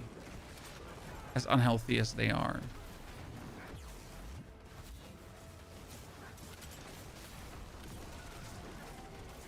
But yeah, for the chat, please type it out so the chat knows what a Bernavurstian is. They can read the richness and the goodness.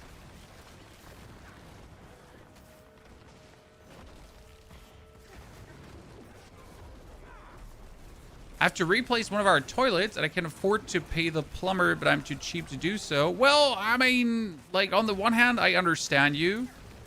On the other hand, I really don't like working with water thingies because I hate having to make sure that none of the water stuff is dripping inside the walls, you know? I mean, once I replaced our whole shower, and honestly, I dread that, having to do it ever again. Because it's technically very easy. You just have to like use hemp to make sure that everything works and then just screw it properly in and that kind of stuff. But the anxiety I had, you know, being sure that I actually did do it correctly. I didn't screw it up. And it's not now dripping inside the wall. You know? That's like... Oh, God. Like, sure, I could do it myself. I know how to, but... It's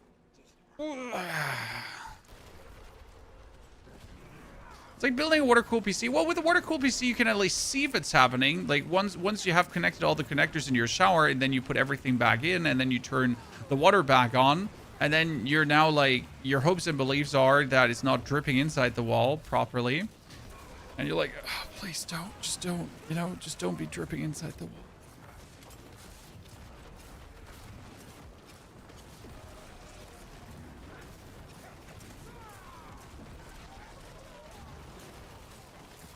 That's definitely something where I say, like, you know, I would pay a professional just to not have this level of stress.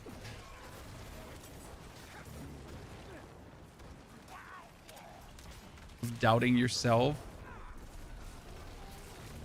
I mean, not saying that they couldn't do it wrong, but at least if they do it wrong, they have to pay for the damages, right? If I do it wrong, then I'm sitting on my damages myself because I did it wrong.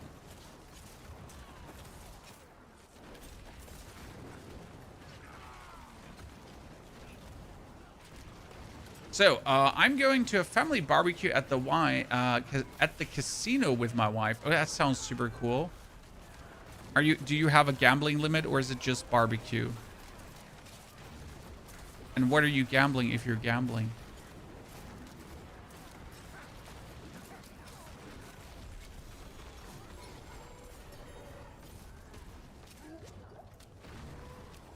Okay, we get desecration, so we wanted to have that up as high as we can.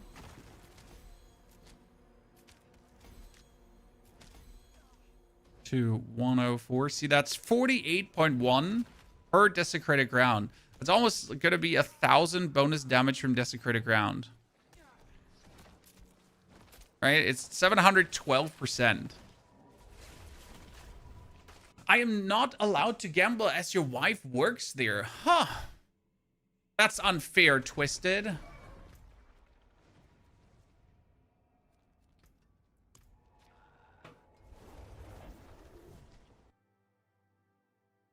Do you at least get the barbecue for free?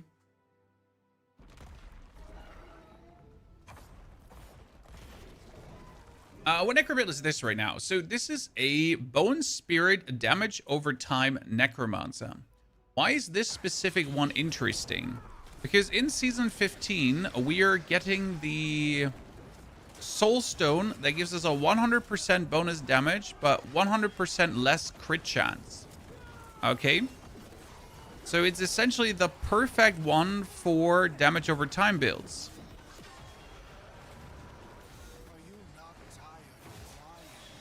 And that's what I feared would happen, that we actually died to any of his attacks right now, right?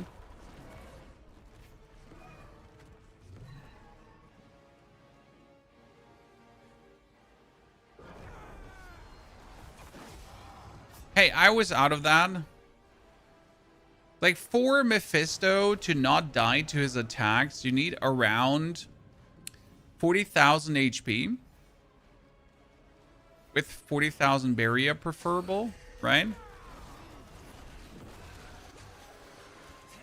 If you have that, you're usually good. I say usually good because there is no rule of thumb there. So like if you don't have the barrier right now, he can just take you down. So it seems like we have the damage to do Mephi, but we don't have the survival in the current itemization we're rocking.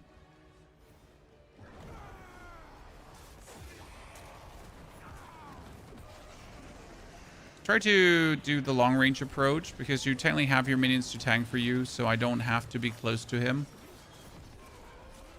I just like to be close to our opponent because it means I can get the spirits to explode quicker.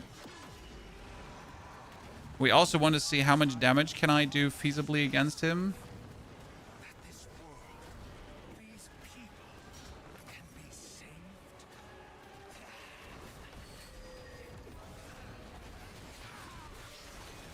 Okay, so there was the 1.5 trillion damage over time. He's really not the enemy to fight for us. Let's see how high we can do against Belial now. 37 outside. Yeah, we're going to have 36 outside in Germany as well. We tried Suchuk for barbecue. Yes. Have. Fatty, but good.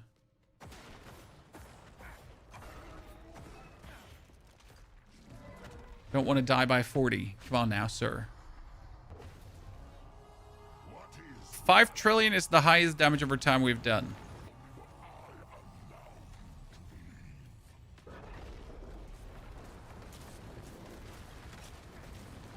The problem with damage over time is, and this is stupid. So, like, you notice how I'm breaking him now and my damage over time is doing a lot of damage, right? But when the barrier comes, then he doesn't keep, like, ticking, right? You gotta wait for that damage over time to properly resolve itself around the barrier, and then like the damage over time keeps ticking like properly. It almost feels like a damage over time reset in comparison to what you do against a pit boss, because a pit boss can like take this infinite damage, right? If you fill his life bar with damage over time, then he's going to just die. But hey, not like lair bosses. Lair bosses are stupid. Let's do 110. Let's get this thingy leveled up further. And we still gotta try to get this. Still gets damage though, Floki. Yes. But it's not, it feels still like the damage over time reset. Because you notice this against the pit bosses, right? Again, if I hit the pit boss and I hit him with everything, he just takes it all. He just gets that all, like, to the maximum filled up. while the layer boss has like this damage over time reset weirdness happening. I mean, this is no fault of the build. This is just Blizzard and how they handle things, which is like, once again, a grave oversight on their side. It's not like that damage over time is being punished enough already anyways. Who's now, no, you know what? We can do more.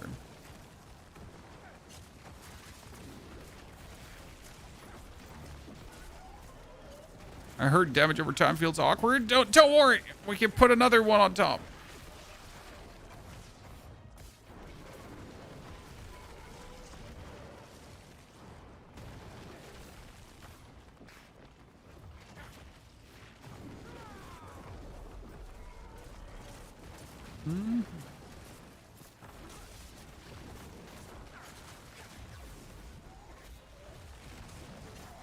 Is it a bug since season 1? Well, if a bug since season 1 exists, then it isn't a bug anymore, then it's a feature. Right? It's a fixed part of the game. Yeah, I just lost the Heart of Stone instantly to the poison spider. Someone explain why we're losing that Heart of Stone so quick right now in comparison to all the other pits.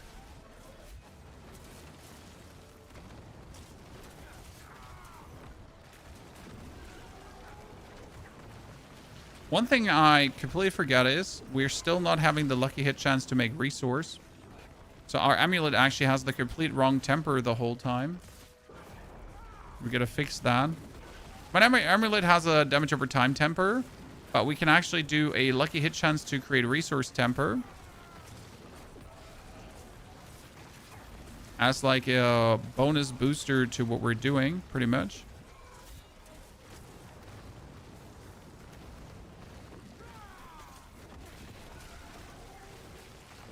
Because why not? Gotten us that Heart of Stone. Does really not want to stay in my hand.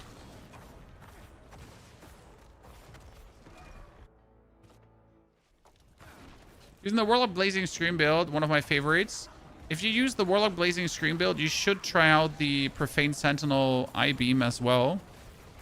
Because it's the natural evolution of the Blazing Scream. So if you already have that one down, slowly start saving for the Profane Sentinel, and then get even more out of it.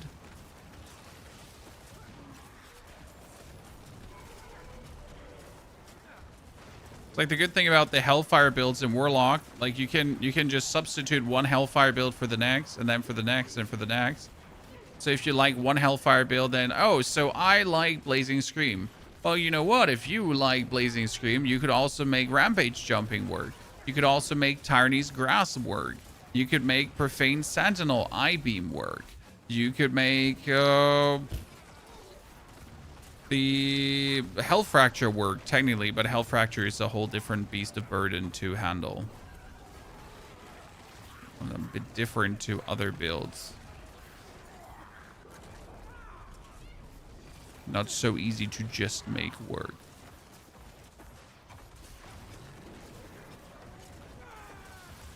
And then they're also all using like kind of like the same glyphs, which is also cool. You know, for this build, for example, this one did share like 2 glyphs with my other builds. So my minion build leveled up like 3 complete different ones. Ergo, I was in need of like leveling shit up today. But it does make like a huge difference. I mean, this one, I will admit that I could probably reach double-digit trillion damages. Right? Again, 5 trillion is the highest I've seen right now. Could probably reach double-digit.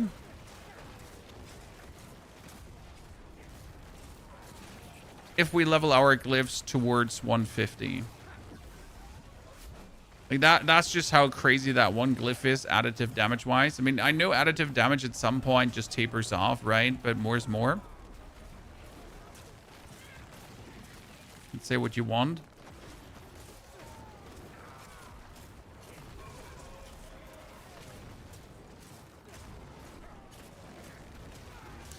The biggest problem with damage over time is there's often just one instance of damage over time, right?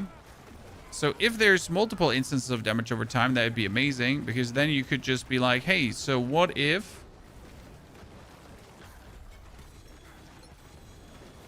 he just gets completely overloaded by 4 instances of damage over time on him. Something that Blizzard is sadly not doing well with. Something Path of Exile does better. Because in Path of Exile, you get like poison builds. And these poison builds, they can be like then... you can add like bonus stacks of damage over time. I'll try Hylian Sting. Hylian Sting does actually have a couple of good builds, Floki. There's an Eviscerate build and there's a Hellfire build version. I did not personally like the Hellfire build version, but it is possible to do that. For sure.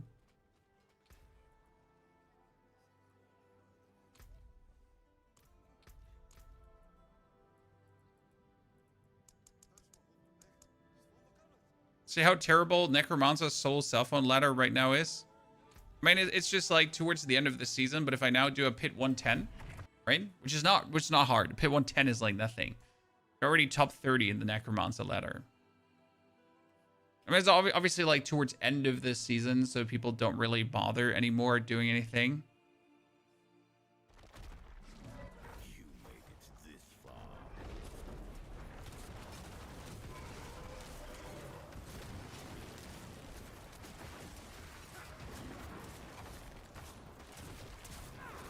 See how well damage over time does in the tower.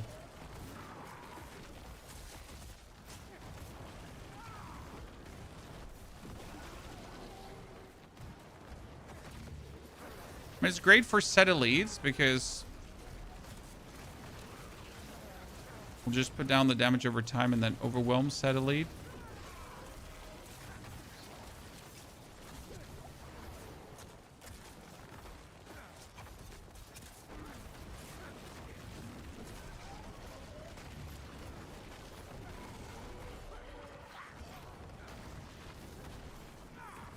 Ah, you thought you could escape, Mr. Goblin? But you can't.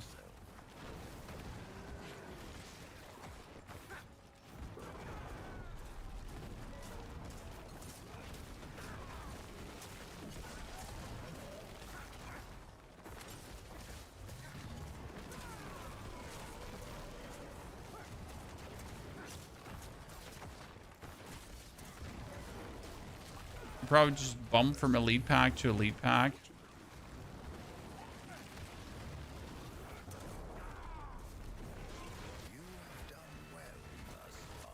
That lightning almost had me. Oh, I wonder if I can actually take down a pylon. For no particular reason, but can I take down a pylon? Now, I just want to know, can I just damage over time set pylons so hard? We can. Reasonable. I mean, it's useless because unless it is a power pylon, it just doesn't like nothing for you, right? And luckily it is a power pylon, so get the most out of it. But you get the reason why we wouldn't want to waste our time there, unless obviously it is gathered up with everyone. There's a new season coming, 32 days. Is Warlock actually good because of the season power, or is Warlock actually good? So, like, Warlock is actually good. So, Warlock does have advantages from the season power. But, for example, all the Warlock builds, so the Blazing Scream build, for example, and also the Apocalypse and the Healing Sting, all of these are good despite the Black Soul Stone, get only better with the Black Soul Stone, but they could still stand on their own feet. Right, so for example, my Apocalypse build was doing 1,000 trillion damage. So 1,000 trillion, right? This is a lot. And it was far from being optimized. So it was pretty much just like basic items thrown together. Which is heavily impressive.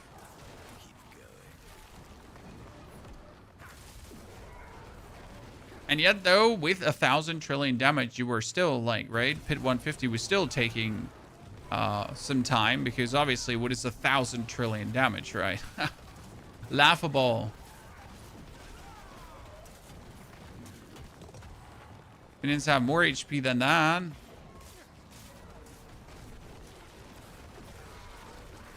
Imagine seeing like 1,000 trillion on your screen and you're like, wow, that HP on the minion did not move at all. Kind and sad.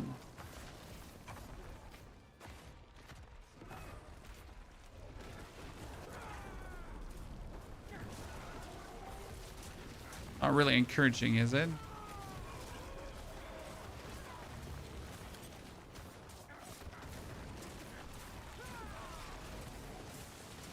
Oh, surprise ambush. Surprise damage over time. Return.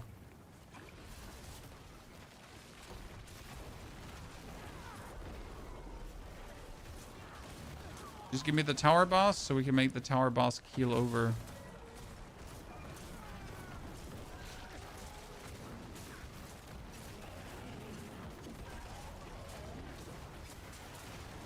Oh no, we died. But they're all going to die to my damage over time, so that's good.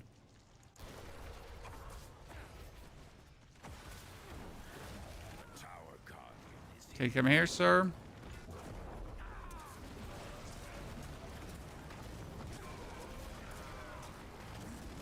Yeah, 4 trillion, right? And that was like in a row, like Bob. So see, that's the rank 31 in the leaderboard now. That's what I mean. How silly it is with a necromancer. So I can do a pit in that direction and with that. So the highest that you have is a 130. But also, if you look at the dude that did the 130, right? Like he has godlike gear with godlike thingies going on. So like the only thing you'd have to beat is probably like a pit 120. And a pit 120 is beatable with most things.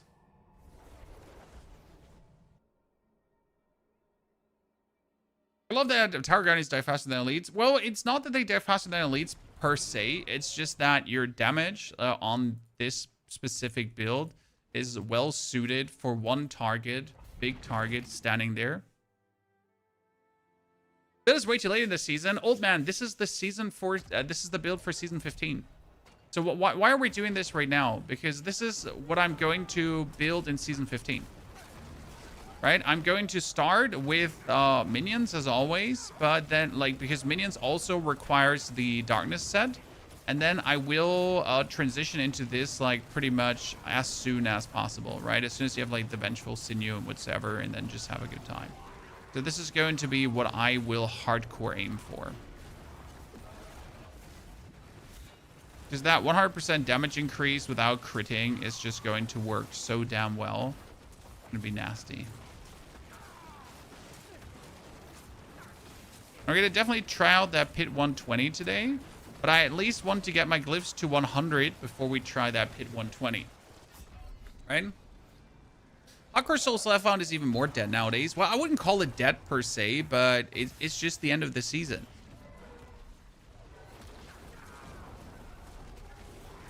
Am I gonna consider like when did the new season come out? How many months ago? It's like almost 2 months ago, right? At this point, that's 60 days of that people have played that season. That's quite impressive that people have stuck around that long and are still sticking around partially, right? I'd say despite season 14 not having to offer that much and just being like the season of everything is mythic, people have stuck around way longer than you would have given it credit for. Right? And people have also shown online way more interest. Because I will say that no matter how interesting and fun Season 15, patch 05 in Path of Exile was, for example, the actual online interest was relatively short-lived in terms of viewers. That's a general Path of Exile problem that like has a whole other different slew of problems, kind of, right? But the player base has been very stable, I would say. And the overall internet interest also has been very stable. Now, it does have tapered off, obviously, and it wasn't also as hot as was season 13, because season 13 was obviously everything new, and then season 14 didn't have so much everything new happening, which makes me very concerned for season 15, because unless Blizzard is dropping a banger, like an absolute banger at BlizzCon, it's gonna be like a very mid season, which is still gonna have me play it, but still very mid.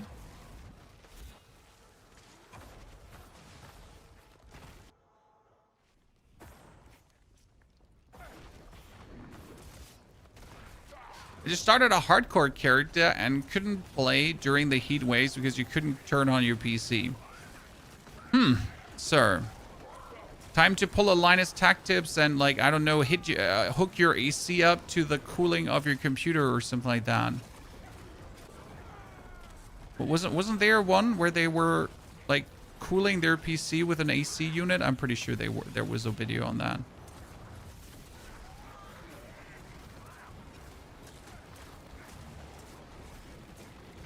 $3 trillion again, dude.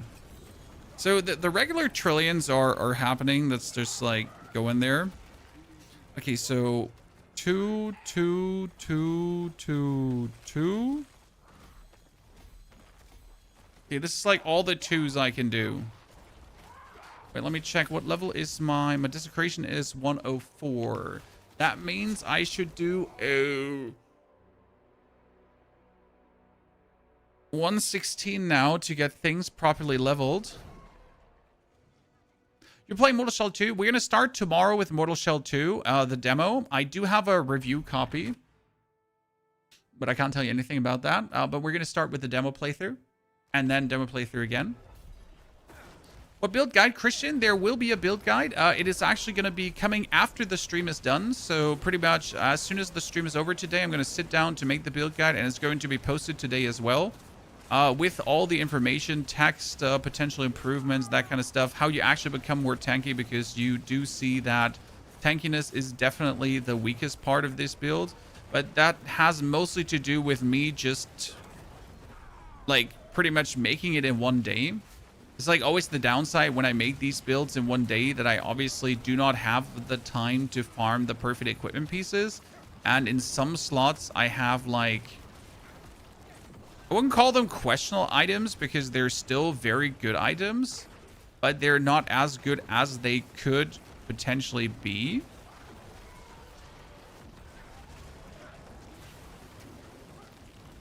Realistically. Which makes very much sense, because how am I going to, like, have the perfect S tier slot items after, like, throwing everything together? Still, I have, like, quite some good stuff going on.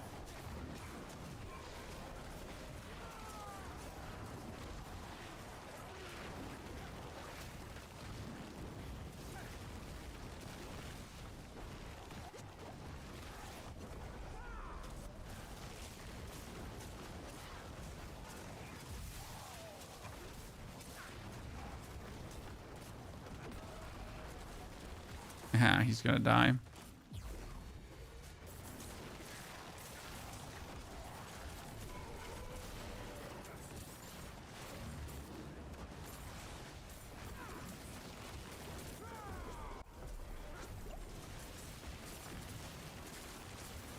Should probably, like, out of interest, just make this game, make this build exactly like this on the PDR as well, just to see how much stronger it's going to be. But you pretty much just gotta imagine everything we're doing, every single damage we're outputting, and that damage times 2. Or times 3, potentially. Generally, very good.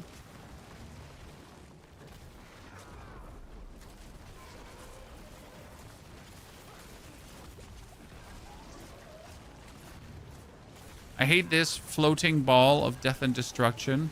It's probably the worst, single worst thing next to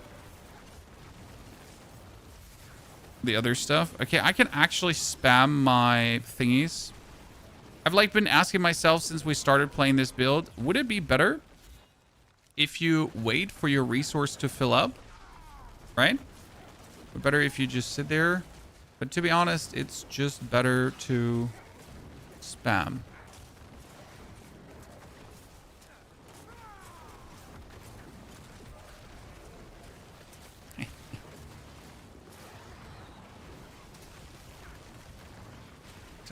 I swapped to Deacon. Wait, there's long messages in the chat, so let's finish this, and then I'm gonna read all your messages. So if you whatever you posted, I'll have to scroll back. But sorry. There's like there's a too long conversation going on. I'll be having to give it the proper attention it deserves. So let's take a quick Temis timeout after we get this, so we can actually read what you all wrote. Okay.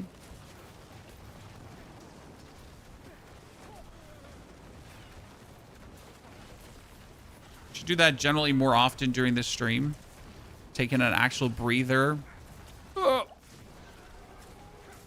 We can just read. So like this dude now. So what am I gonna do? Am I gonna like slow poke, like tap, tap, tap, tap, tap to see that we get the maximum like resource back every time?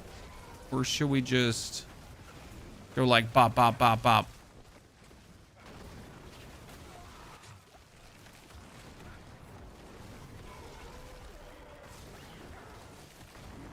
If I can clear a 116, by the way, in around 5 minutes, then I can do a 120.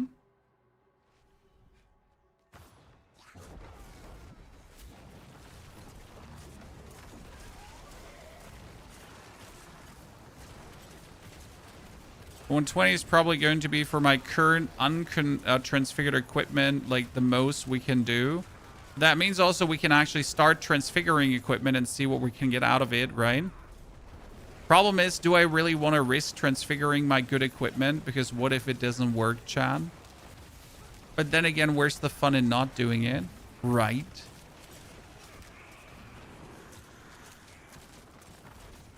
Because there's always more power to be had.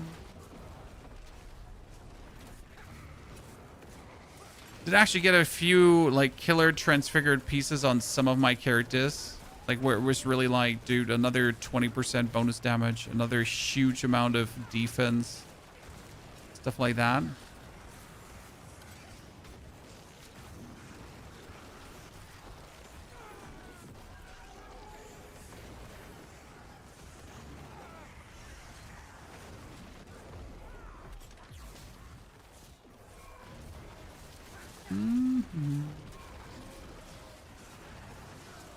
That's a 6-minute pit 116. What do I say, 6 minute when we haven't even killed the boss? Well, you know that the boss isn't like the hardest obstacle for us. It's more like the lowest contender. See, like, look at the damage now. Trillion, trillion, trillion, 2 trillion, 2 trillion, 2 trillion, 2 trillion.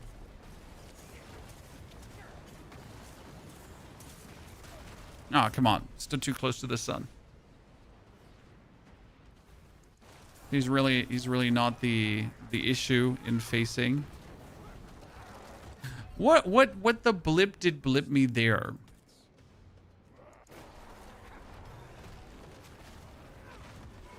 I couldn't even tell you what touched me there because there was nothing that touched me.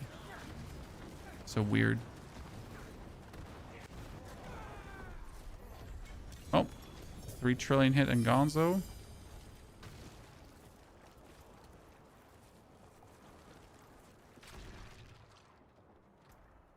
Okay, so desecration 1, 2, 3, 4, 5, 6, 110. 110 is good. 110 is at 50.4 more damage per, right? And that brings us at a grand total of 745 bonus damage to desecrated ground. Not bad. Right? Not bad. Okay, what do we have? We got... what's the best way to farm GA items in this season? Honestly, if you're looking for GA items, you just spam a boss. Because they drop them frequently. No matter what boss, to be honest. If it's now the Reaper or whatever. But that's where you get GA items. Then again, you could just still farm obolts. You're getting like 10, 15,000 obolts per run of a Nightmare Dungeon escalation. If you then do have the obol escalation. And can get a lot out of that as well. So that's probably my recommendations, I would say.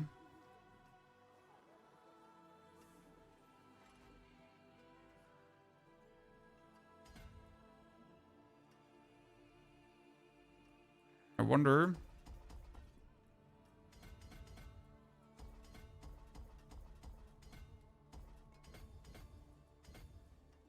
Is this like one more point, and that brings it up to 800 bonus damage for that. That's pretty nifty. Nifty.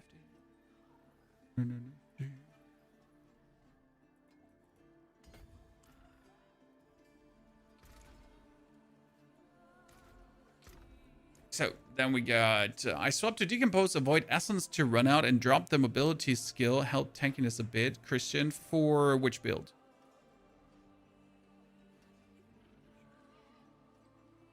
Which build?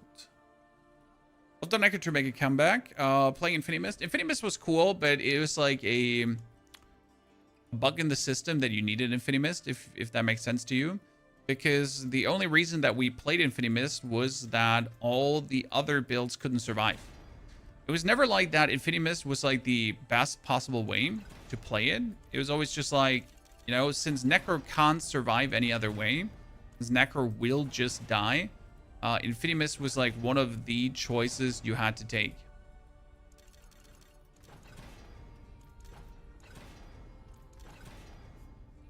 Okay, let's see how that lucky hit works out. Okay, we did a 116. Let's do a 118. Make our way.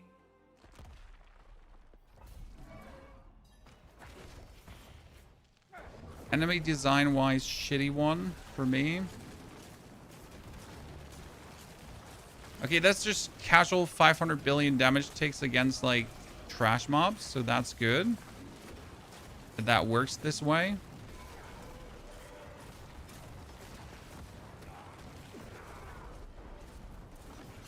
We need as many enemies together as we can, feasibly.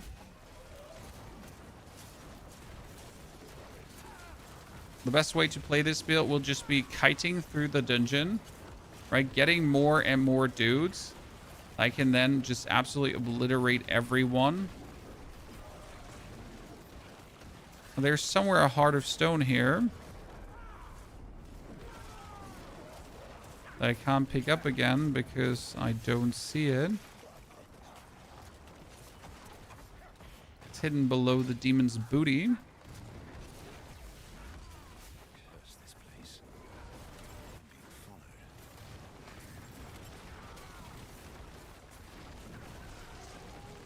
A lot of damage over time. A lot of effects happening my way.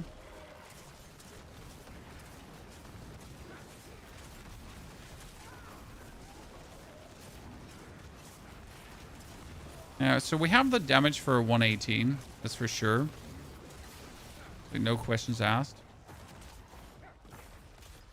You know what we need? We need a better enemy type. One that's ground bound and actually stays in place.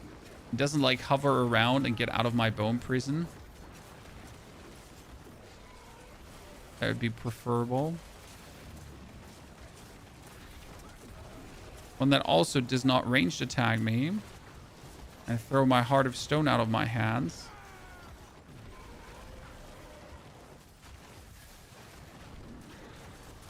That would also be to be preferred.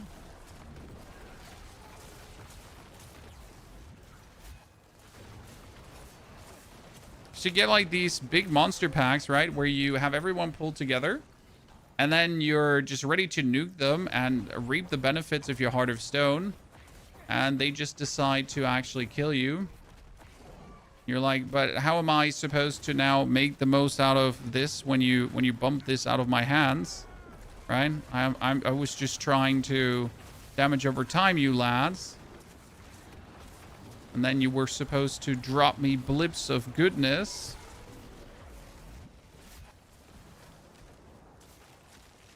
Oh, I'm actually... Where's my mouse? Oh, my mouse is out of battery! That hasn't happened in a long, hot minute, ladies and gentlemen. Oh, shit. How can my mouse be out of battery? Well, I'll play with a wireless mouse. Wireless mouse for the win. Like, it usually does not run out of charge. The good thing is, though, that this mouse just recharges in a matter of, like, 15 minutes. It's completely recharged for the next 3-4 days. I have to plug it in. That makes my mouse feel heavy and sluggish.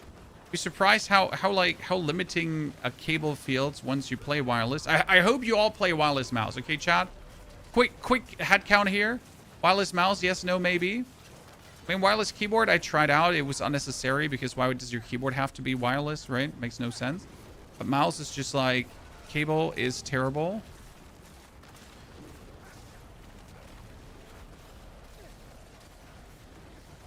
I mean, I remember even when wireless mice had batteries in them, I already used them because of how much I despised the cable pull. Obviously, wireless mice have gone a long way.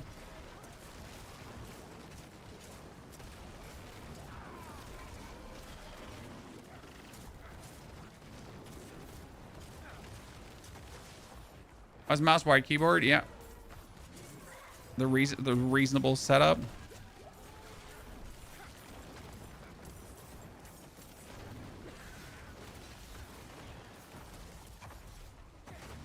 LCS played high. Yeah, I mean, like back then, wireless mouse technology, you should have absolutely played wired.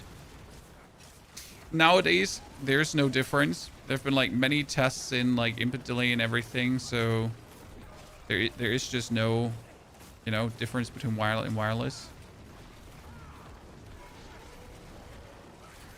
Unless you buy like a very, very, very shitty wireless mouse for very, very cheap money.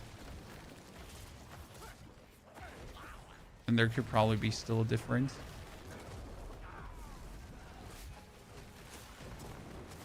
You don't have cable issues? Do you not feel the cable pull limiting? It doesn't matter if I set like my cable up in a dongle and if I put it like through one of these holders and then you have like enough like free room to have your cable like roam, and it's still like as soon as the cable is in the mouse, my mouse is just feels like just sluggish. Like just like I feel limited in a way that I don't feel when I have when it's wireless, right? I don't know how to explain this to people that don't use wireless mice, but it's just heavily limiting.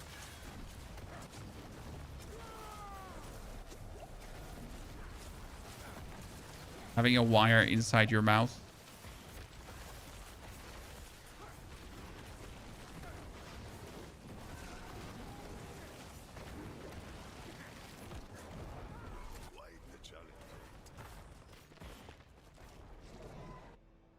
Mouse with hot swap batteries? Nah, like literally my current version of the SteelSeries mouse is saying this is the RX 5 wireless Gen 2. Like it charges so quick, it's not an obstacle. I mean, we just started charging like at the just what was it, 2 minutes ago, and we're pretty much at the end of the pit. We can already pull the cable out again, and I should have enough for at least the rest of the day, if not for tomorrow as well.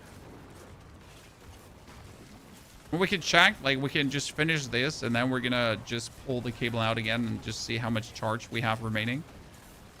So we literally went to 0, right? We went to mouse going out.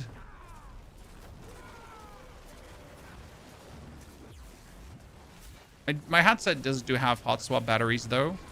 That's very useful. Because also wireless headset, because cable pull there too. Anyone still using wired headsets, ladies and gentlemen? I think there's something to be said about wired headset depending on how audiophile you are, though. So that one is one thing I'll accept. Okay.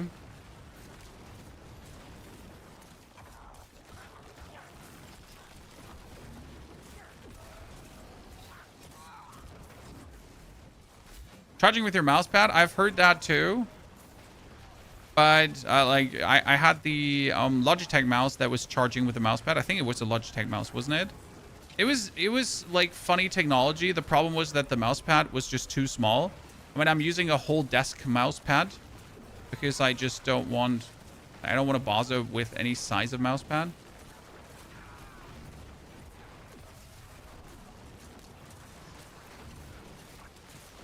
Yeah, that SteelSeries, that Logitech one was just too small.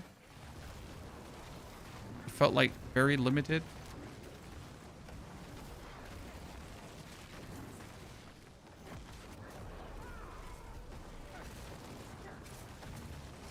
Saying like we're at 3% battery right now. Made it up there. A 118 boss. Let's see how much damage we can do to you. Goal is the highest trillions we've dealt so far with damage over time.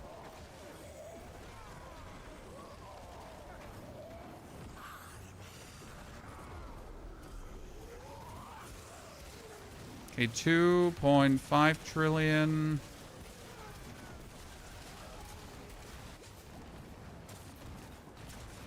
Didn't get to see the higher trillions yet. 3 trillion on the regular there. And 5 trillion is still the highest we've seen.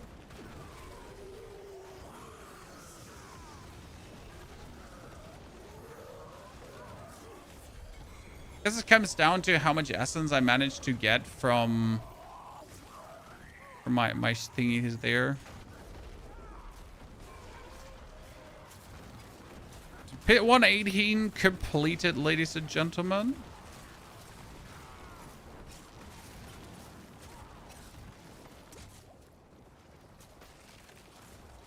That means we can level up the desecration 90%, 80%, 80%. Come on, 70%, 70%. 115. The safe bubble was actually back, and then it was back, and then it was back, and then it wasn't, and then like it wasn't, and then it was back, and then it wasn't there, and then it was back again, but then it wasn't there. So it's kind of like a little bit of an up and down of being there and then not being there. You know? So we went from level 1. So Darkness and Amplify both have to become at least level 100. Where like these all have to get to 100. So I guess we're going to just go for 110s like in 3 minutes currently. Just get that quickly through. And then we can do the 120 and see how well that goes, right?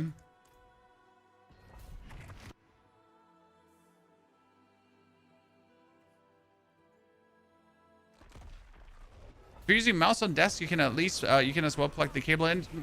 Mr. Bacon. The mouse pull feels like you're strangling your mouse. Have you ever, like, it's the same with non-wireless headsets, you know? When you have a wired headset, it feels like that cable is trying to strangle you at any moment. So you constantly have to do this motion when you use a wired headset. It's like this because your cable is getting stuck somewhere and then it's like weirdly dangling around and... Oh, goodness, no. Wired products. You know, look, you know the motion. Like, everyone that has used a headset in their life, every gamer knows that. You just do like this. This.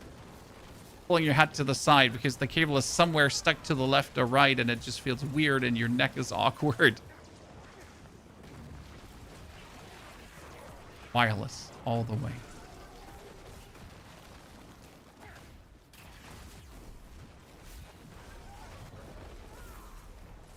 Once you go wireless, you're never going back.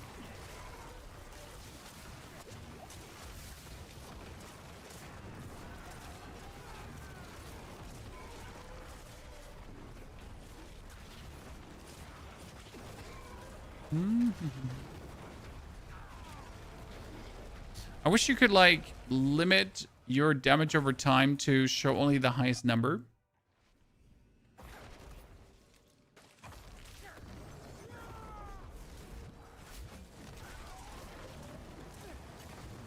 Didn't see the light before. You weren't a believer. Well, I mean, when it comes down to wireless headset, it's definitely harder to find a good one compared to wireless mice. I mean, wireless mice are relatively simple to find. They're from many different peripheral developers. There are decent wireless mice that are lightweight, that have enough battery and that kind of stuff, right? So that's not really hard, but finding a good wireless headset, that's a bit more complicated. That's like super comfortable, that you can wear for long hours, that hot swap batteries, obviously, that kind of stuff.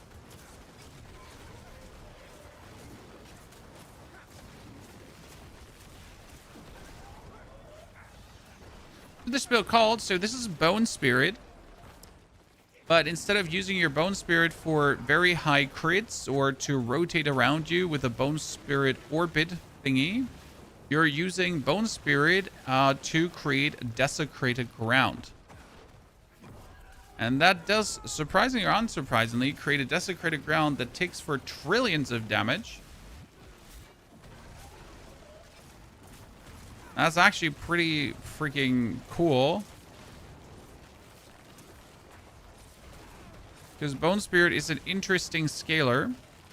And since we nowadays have our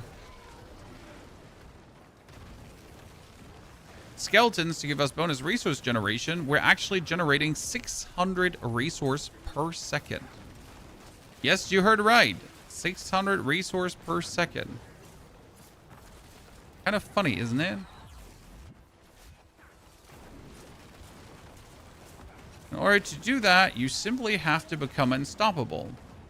But that's also very easy to be unstoppable at any given point with Necro. Once you have like your golem up and you produce like just enough corpses,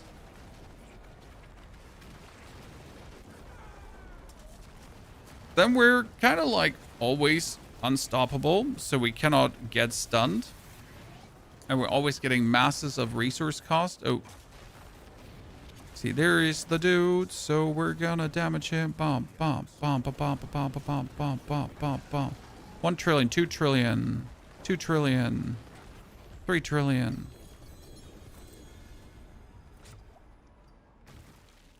Good. We got Scorch that we can just get up to 100. 100. No, the other one we can get up to 100 as well.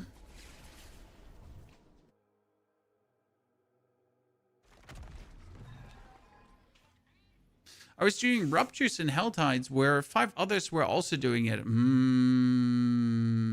The most fun in the game when that happens. When everyone is doing Ruptures and they're just, you know, converging on top of each other, and it's like an absolute Rupture overload. One of my favorites. And we could kill the Reaper a couple of times as well, chat. Trying to get like a few more keys here. Because we obviously still have to re-roll this to try to get like 3 ranks to darkness skills. That's minion skills. Can you believe that today I've rolled around like 5,000 dust away? And I've not seen a single desecration one with darkness.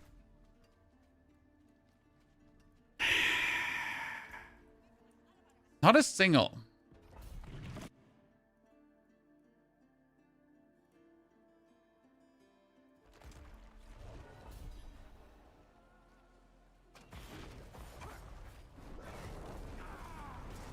Why is that important? Because I am currently missing around 9 ranks in darkness skills, which would supercharge my essence generation even more.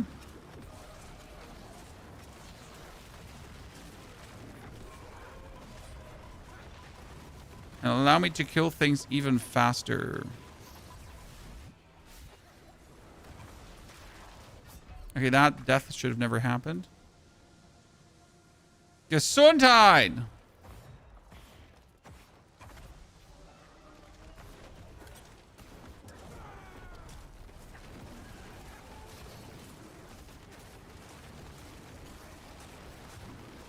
Damage effects are out of control. I really hope that Diablo looks at combat and just notices that combat is a dumpster currently.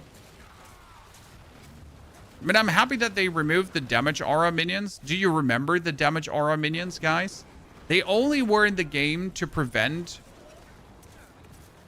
progress. I guess that's the best way to say it. Damage aura minions were an invention of the last expansion of the first one, right?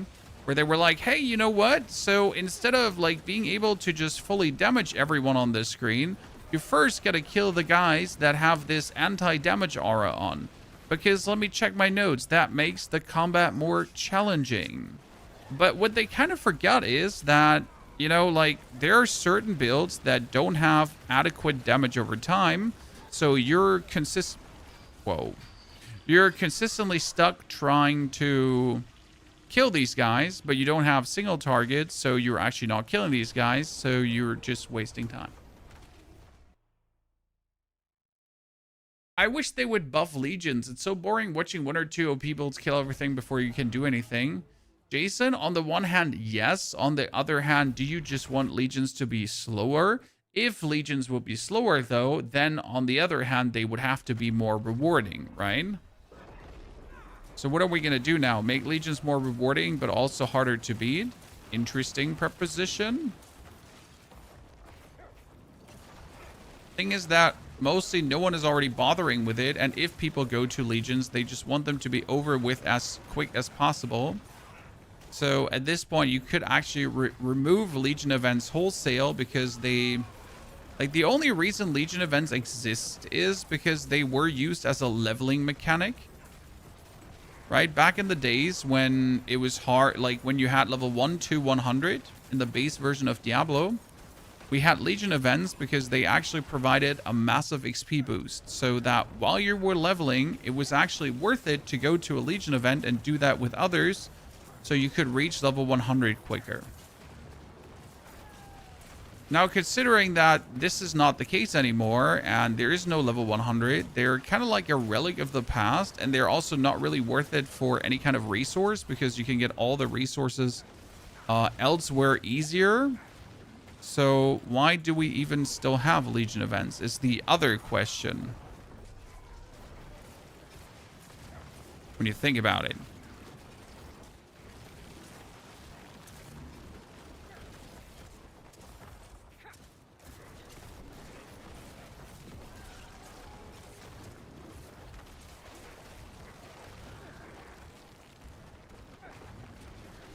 Really, for exquisite blood? Yeah, but you get that easier in the Helltide with the maggots.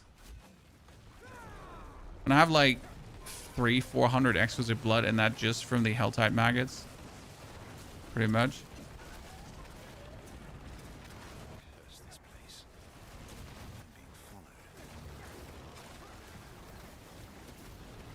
Just like Helltides, just like Strongholds, are something that used to be in the game for a reason.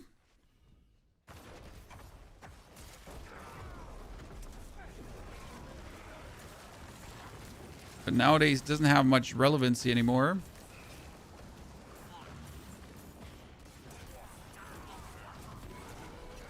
I mean, I literally just did Strongholds on my no DLC run because I didn't have anything else I could do for XP, right?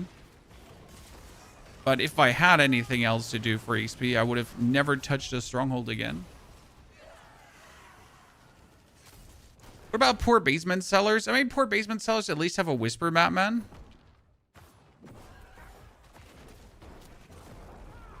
But yeah, basement sellers, they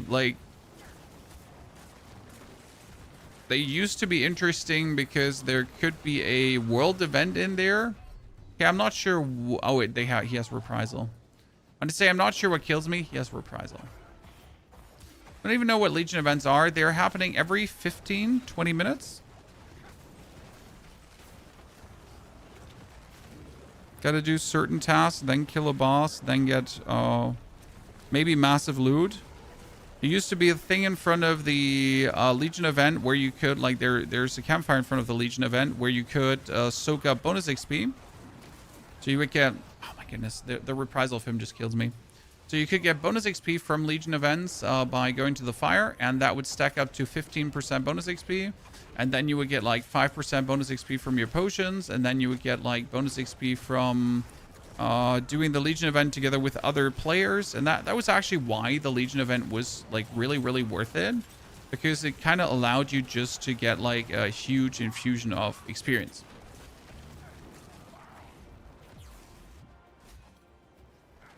The best thing about Diablo is the campaign, otherwise the game is boring. Sir, I used to be like you, personally, that I only enjoyed the campaigns in ARPGs and then I was done. But I have to say, Diablo 4 really made me actually try the end game of ARPGs and understand why they're as fun as they are. But there's certainly a slew of people who do only play ARPGs for the actual story content, and then they're done, and that is totally fine. There's nothing wrong with that. Okay, darkness. Okay, I need to do one more 110. I thought we were done here, but I want to see at least the Amplify close to the 100. I'll be quickly right back, ladies and gentlemen.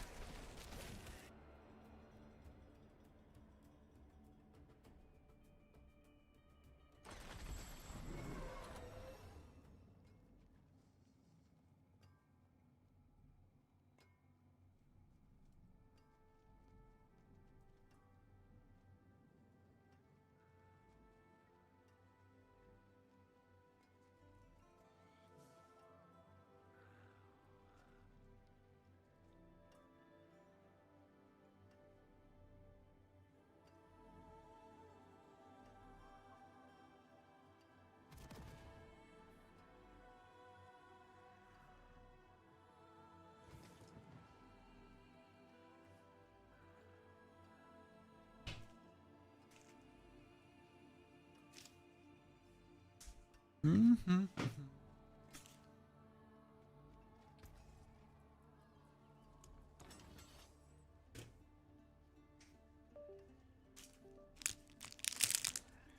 Okay, one more.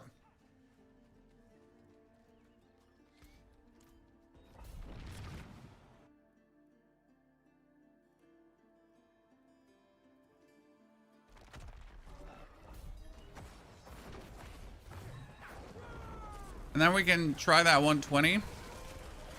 And we can be relieved of our damage. Sadly, I haven't seen the 6 trillion yet. I'll probably try that in the Chamber of Secrets. And see if we can get the number up to that high. You go in the training ground.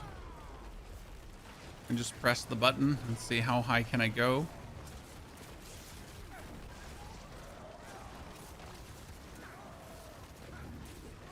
But honestly, it's been going really good already.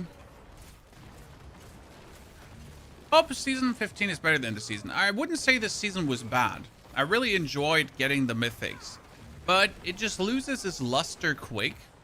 Because once you start then bathing in mythics, like, and you have done the builds that you wanted to do, like there's kind of like nothing else, no meta mechanic to play around with.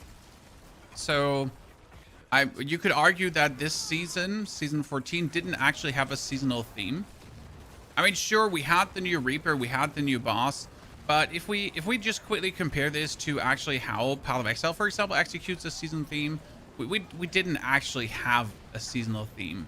Not like the Vampiric season, for example, did things. Not like the season of the Robot did things. Not like the Chaos Unique season actually did something, right? This wasn't like an actual season, right? This was one of Diablo's patented updates, masked as a season, right? Some of Diablo's patented bug fixes. It's not an actual season. Which makes me very hopeful that season 15 is going to be an actual season. But let's not, you know, be too happy before we have seen BlizzCon.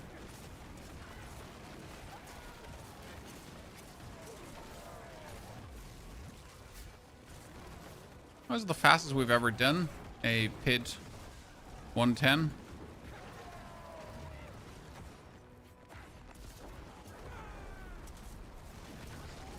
That's probably the one thing I would complain the most about in all Diablo seasons. That a lot of them, like, we had Loot Reborn, right? But Loot Reborn was literally just like, we fixed our loot. It wasn't like, here's a new fun season to play, right? It's just like, we fixed our loot. And then there have been many seasons like that where there wasn't actually like a season. It was just like, hey, so this is a bunch of like fixes that should have been in the game for a long while already. And we just called it a new season because like it's good enough of a fix to warrant that. But that doesn't change like the fact that it wasn't actually ever like a real season, right? It was just like a bunch of bug fixes. Just like, it was like three midgets and a trench coat cosplaying an NBA player. Pretty much.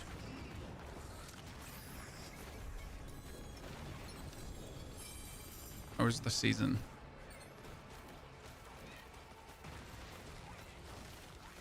Kind of.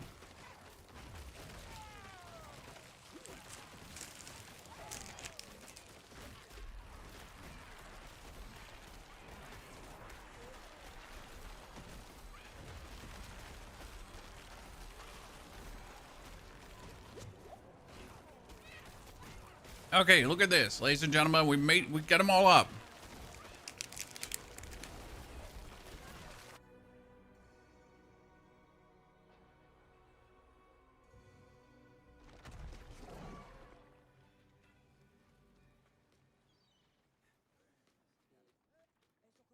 Is that Butterfinger you're snacking? Nope. Protein bar.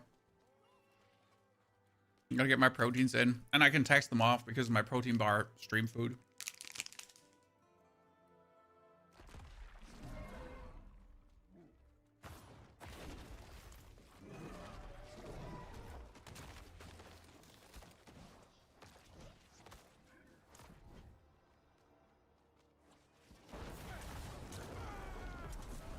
I'd rather have them fixing current stuff than bringing out new content. Well, that's what brought us here in the first place, my friend.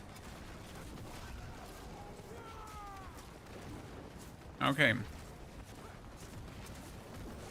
Hitting the trillions relatively easy.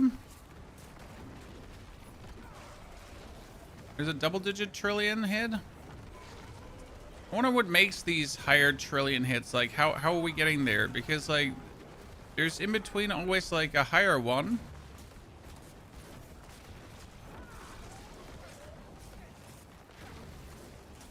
Alright, but how we...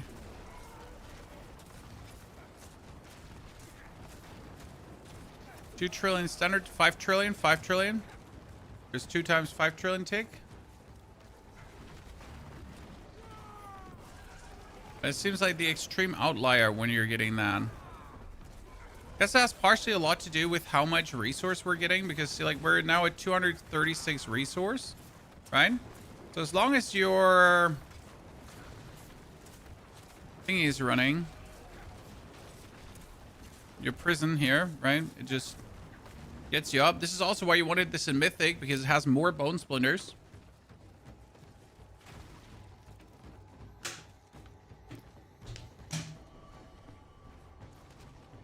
Is the build out now? No, the build is not out yet, because we need to clear pit 120 before Ghost, but it will be out when the stream is over. Can you explain how I can get the FX fire damage from cube instantly, or is this a big random and I need to... Ah, so you mean the bonus stat.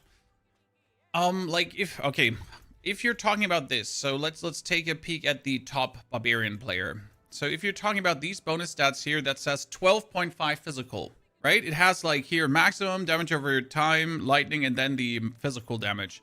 And then you get here on the ring, you get another physical damage. And on the like raid, you have these, and here you have another physical damage. How do you get these? You would get these only by going to the cube. Then you put in the Tybalt's Will here, for example, and I go for Transfigure. And now this Transfigure could add, for example, another greater affix, which is shit. Or it could add like a damage percentage multiplier. So this one here, for example, got 12.5% shadow damage. Boom chakalaka. Actually, like, really fucking good. Now we can Transfigure again, and here we got total armor. That's not bad. I like that. We get our boots. Our boots are getting...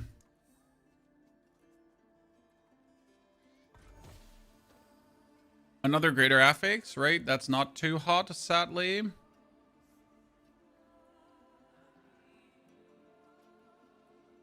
Then our thingy here is transfigured. And it got indestructible. Well, that's a dud. See, this is over transfiguring. The problem is that transfiguring can also have bad outcomes. So it's not necessarily only going to have good outcomes. It can be that the transfigure also says, I'm going to remove an affix and replace it through a different affix. So you shouldn't just willy-nilly transfigure because the outcome might be sad. But like transfiguring is pretty much the final step where you then work on getting like the absolute ultra awesome gear, right? Because it's where like you get the final upgrade, the final level of power that could give you something that matters. Because it's something you can't get otherwise, right? Your item is done, your item gives you the most, and then you could, for example, get the quality up by 30. You could get like as I just seen there, you could get the bonus damage multiplier, which is obviously one of the best things to get, because getting like another damage multiplier is just insane. You could be getting like another greater affix. You could be getting all stats. You could get indestructible. You could also transfigure an item, and then you can transfigure it again, because usually transfiguring an item makes it unmodifiable. But it is not a 100% unmodifiable, because it's a maybe it will turn unmodifiable thingy, right? But it doesn't have to happen. And that's the super outcome when you transfigure an item, and instead of turning unmodifiable, it would then turn transfigure, and you could still modify it afterwards. That's obviously the best case scenario of things.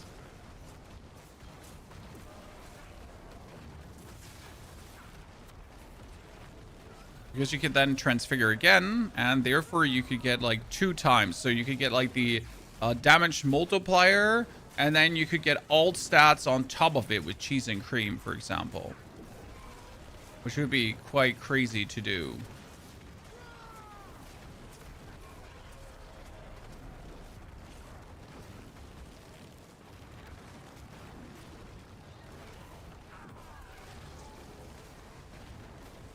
That'd be awesome balls, I'd say. My first Necro, that's like permanently unstoppable. And therefore, I don't actually in the end game have to like fear anything. Because usually the Necromancer is never permanently unstoppable. Because it just simply doesn't happen that way, right? This one we can actually make permanently unstoppable, so I like that.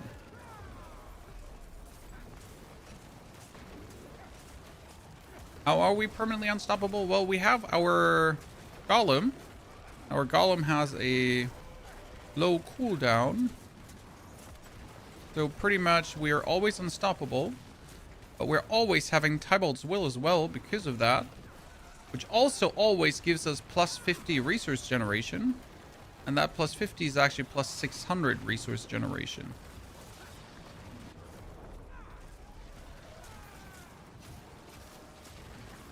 Okay, we're getting up to 4 billion base damage with our little damage over time. How does that then go up to the trillions? It's actually simple.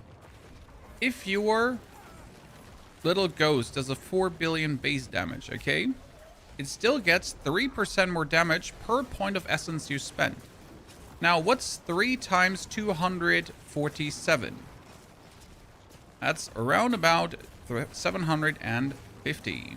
So that is the percentage, an 8 times multiplier you're applying on your Bone Spirit after you cast it. Just like that, just for your essence, right? Since you always have the essence up, you're more or less always getting that. You're actually having like a decent timing here for this pit so far. Did I expect this to go worse? I mean, is this comparable to the Barbarian? No.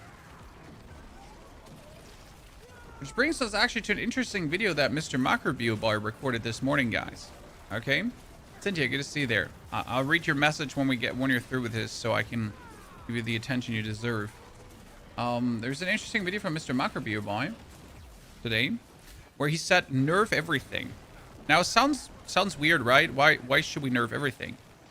But his argument is that currently the discrepancy between absolutely top ranking builds and low ranking builds is too high, that when you play a build that defeats Pit 120, you're good. Because if a build defeats Pit 120, everything in Torment 12 is easy. Apart from Mephisto, maybe if your build is not a Mephisto build, okay?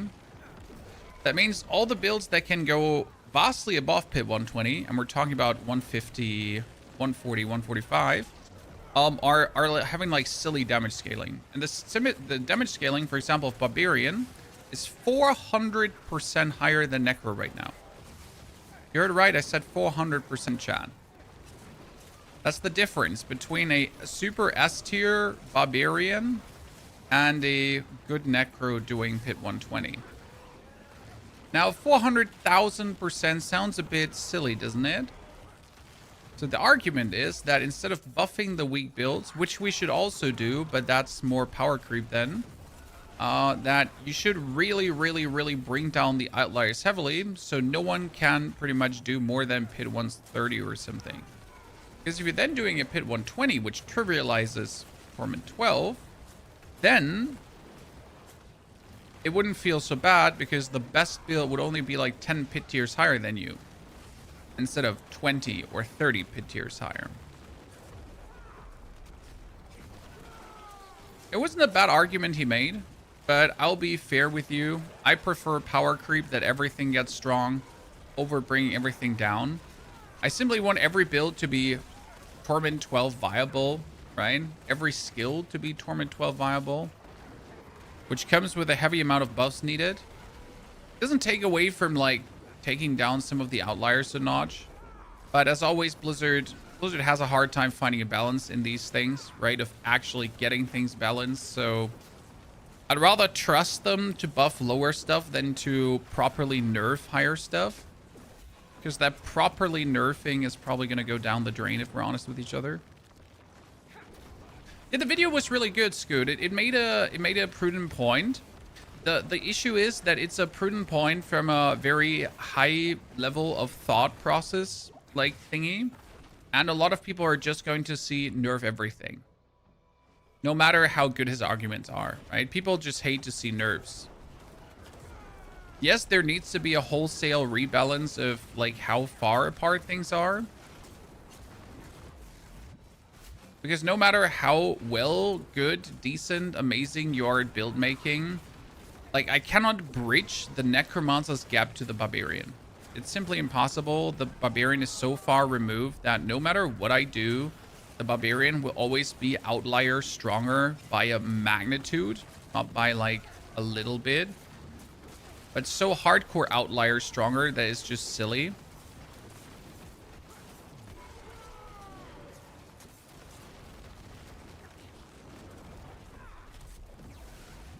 Yeah, I need to see that boss fight, ladies and gentlemen. I'm trying to go away from the dudes down there because I really don't like fighting these corruption orb there. Let's just move away from that corruption orb. Try to take these guys down, get my progress orb blib, and then be happy. And see how quick we can kill the boss. I'm more proud that we haven't died like a single time so far. And I'm dead. I shouldn't have said it. Are we dead? Lightning dudes. People don't understand. They think they need to do Pit 150. Well, it's that people think they need to do what Pit 150 is partially Blizzard's doing because of Season 13. So Season 13, Lord of Hatred got released, and the power creep was so bad that there were so many builds who were actually getting close to it. So people were like, this is what I expect to do in the next season as well, which is silly because you shouldn't expect to do that in the next season as well, right? So yeah, that's like, it's like, this is a homemade, oh, look at the trillions of damage, chat. There's a 4 trillion ticker. That's nice.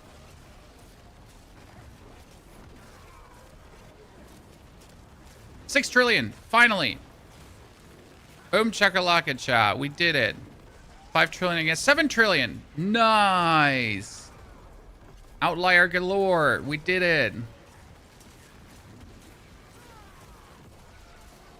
I knew it was possible. But this just shows me like the potential of the build, because if I do 7 trillion right now, correct? And I don't have perfect items, right? There's still ranks to get. There's still scaling left. And we gotta be realistic. My glyphs are at 100, 93, and 115. So there is growth left for days, chat. I would say. That makes me happy. I played Necro but felt weak, struggling due to tier 10 content. That's more skill issues, Scott. No offense. Necro can do tier 10 with ease. Tier 12 too, but a bit of a defense. I mean, obviously, compared to other classes, yes, Necro has a harder time with Torment 10. Depending on what build you do, but not a hard time, just a harder time then, right?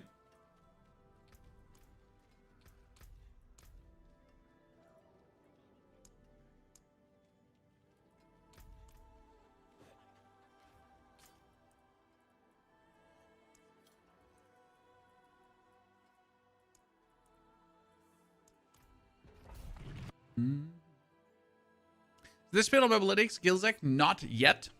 But as soon as the stream is done, we will create the build of Mobalytics and get you the build guide. It was like my plan today, so I wanted to do a 2-in-1 stream. So we wanted to finish the build, and then we actually wanted to also give you the build guide. Fully hashed out everything, so no worries. We get the full package for you today. We explain everything down to the dot in detail, and also how you can reach double-digit trillions. Because again, like we did now a 7 trillion hit, okay? And the build is not getting any damage nerfs in Season 15. Which means that if we now play this build then in Season 15, with the new glyph, we're gonna sit at 15 to 20, with the new soul stones, we're sitting at 15 to 20 trillion potential damage takes. And that's actually crazy for a damage over time build when you think about it, right? Like going for like 20 trillion, 20 trillion, 20 trillion, 20, 20. That's nasty.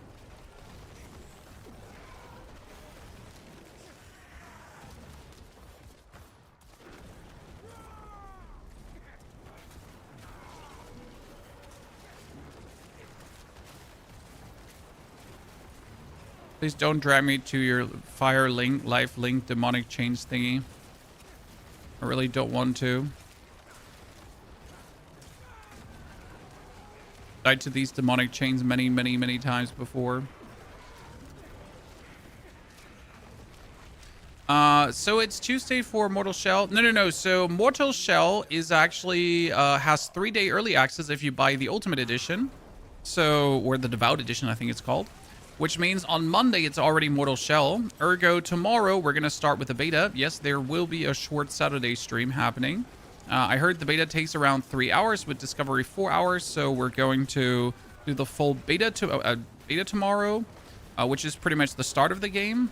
Then we're going to deep dive the beta on Sunday. Already create 2 videos for you on Mortal Shell.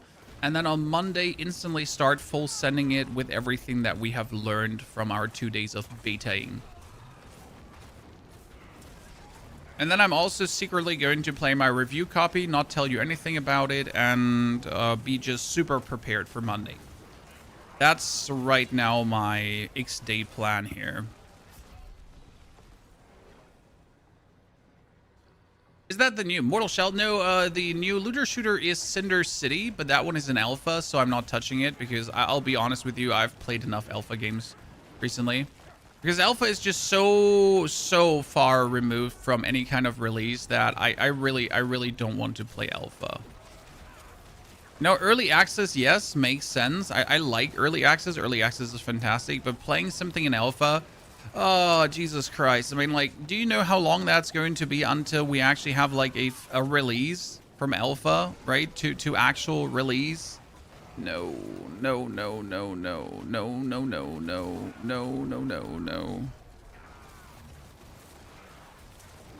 It's just too long, right? As much as I want to, like, look at Cinder City, but too long. Is there a good Necro build that's no dot? Like, all Necro builds are no dot apart from this build that is dot. And when you get the Ice Explosion Summoner Necro, you got yourself the Blood Wave Necromancer. Then you get yourself the Army of the Dead Explosion build. Which you could technically treat as damage over time because that's how Army of the Dead works, but it isn't damage over time. So there's more damage over time than there, more no damage over time than there is damage over time builds.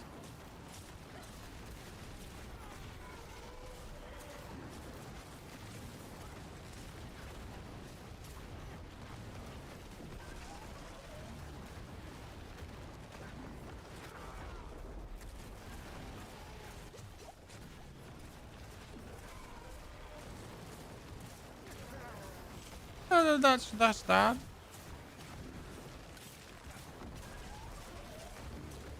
Not too many builds this season for the Necro, but enough to make it fun. There's technically also a Corpse Explosion build on the test server, but that one is heavily being propped up by the Black Soulstone, so that's not like really viable. Or like Black Soulstone helps it to be something. And obviously Corpse Explosion is having heavy limits, sadly. I mean, that skill is probably the #1 skill in the Necromancer that needs a rework.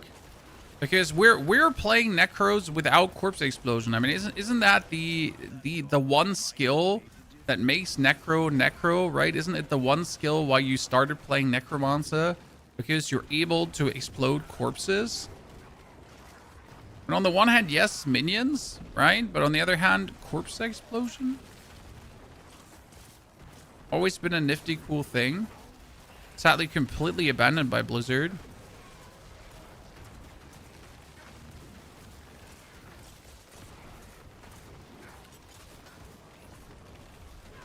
As a cool skill.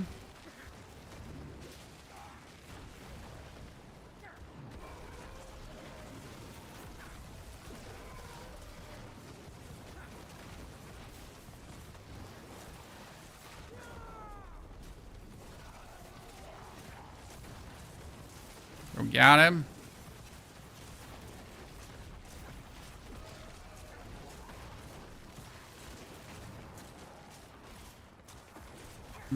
If I kill these guys, is that going to be enough? Yeah. Okay. So let's see what we can do. Oh no, it's the poison. It's the poison one. Right now, he says so. No, it's the poison one while he's damage over time as well. 3 trillion, 3 trillion.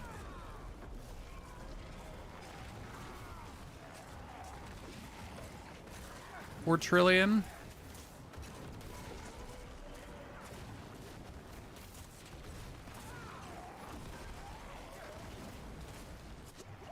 Haha! I survived that poison! You shall not. Oh, goodness. We killed each other. 116. See, we're top 23, ladies and gentlemen. Woo! The top 20 in the world. And like probably could do like a 118 and beat this Goth guy to beat in the top 20. So what was Goth playing here? Oh, he plays Bloodwave with Bloodmed Idol. Interesting. It's a shame that there is no shadow damage mods for Bone Storm or AOTD. There's a shadow damage mod for Bone Storm, but not for AOTD.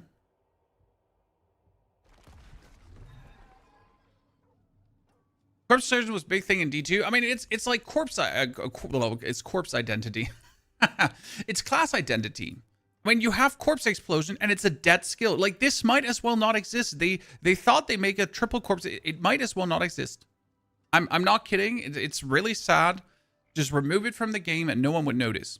The same actually goes for corpse tendrils. So the only reason corpse tendrils has right now is to pull things together. It used to be like a super cool skill that you actually required. But since we now have other ways to pull many things together, or we have so big area attacks, I mean, we get like here the blight with a whirlpool, or we have some other stuff, right? Also completely dead in the water. So 2 skills that might as well not exist. Then we get bone spear, also dead in the water. So 3 skills, every single Necro basic skill, apart from bone splinters, dead in the water. Blood mist is not being used by any single build because you can become unstoppable here and other ways to become, so also dead in the water. The 2 curses are a joke in itself. They're being used every now and then, right?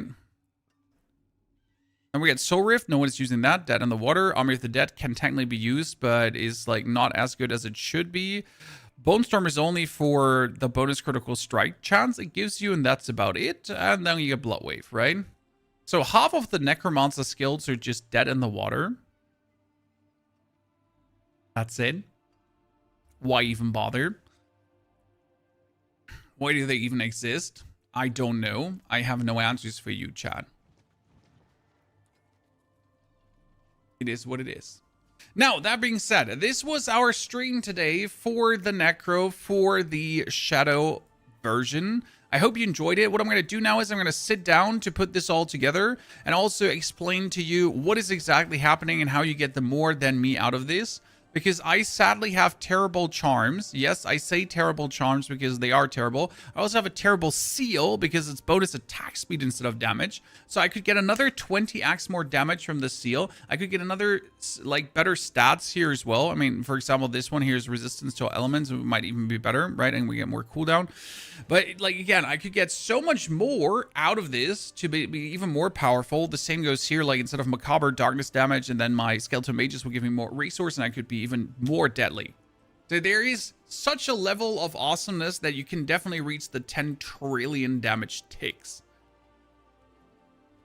But hey, This was it for today. I wish you a great, fantastic day, night, evening. Tomorrow, we're going to have Mortal Shell, and it's going to be beautiful. So shout out to all of you for coming, watching, lurking, chatting, hopefully enjoying. You're looking forward to tomorrow. Can't wait to show you. Until then, take care. Wish you a good one, and see you soon.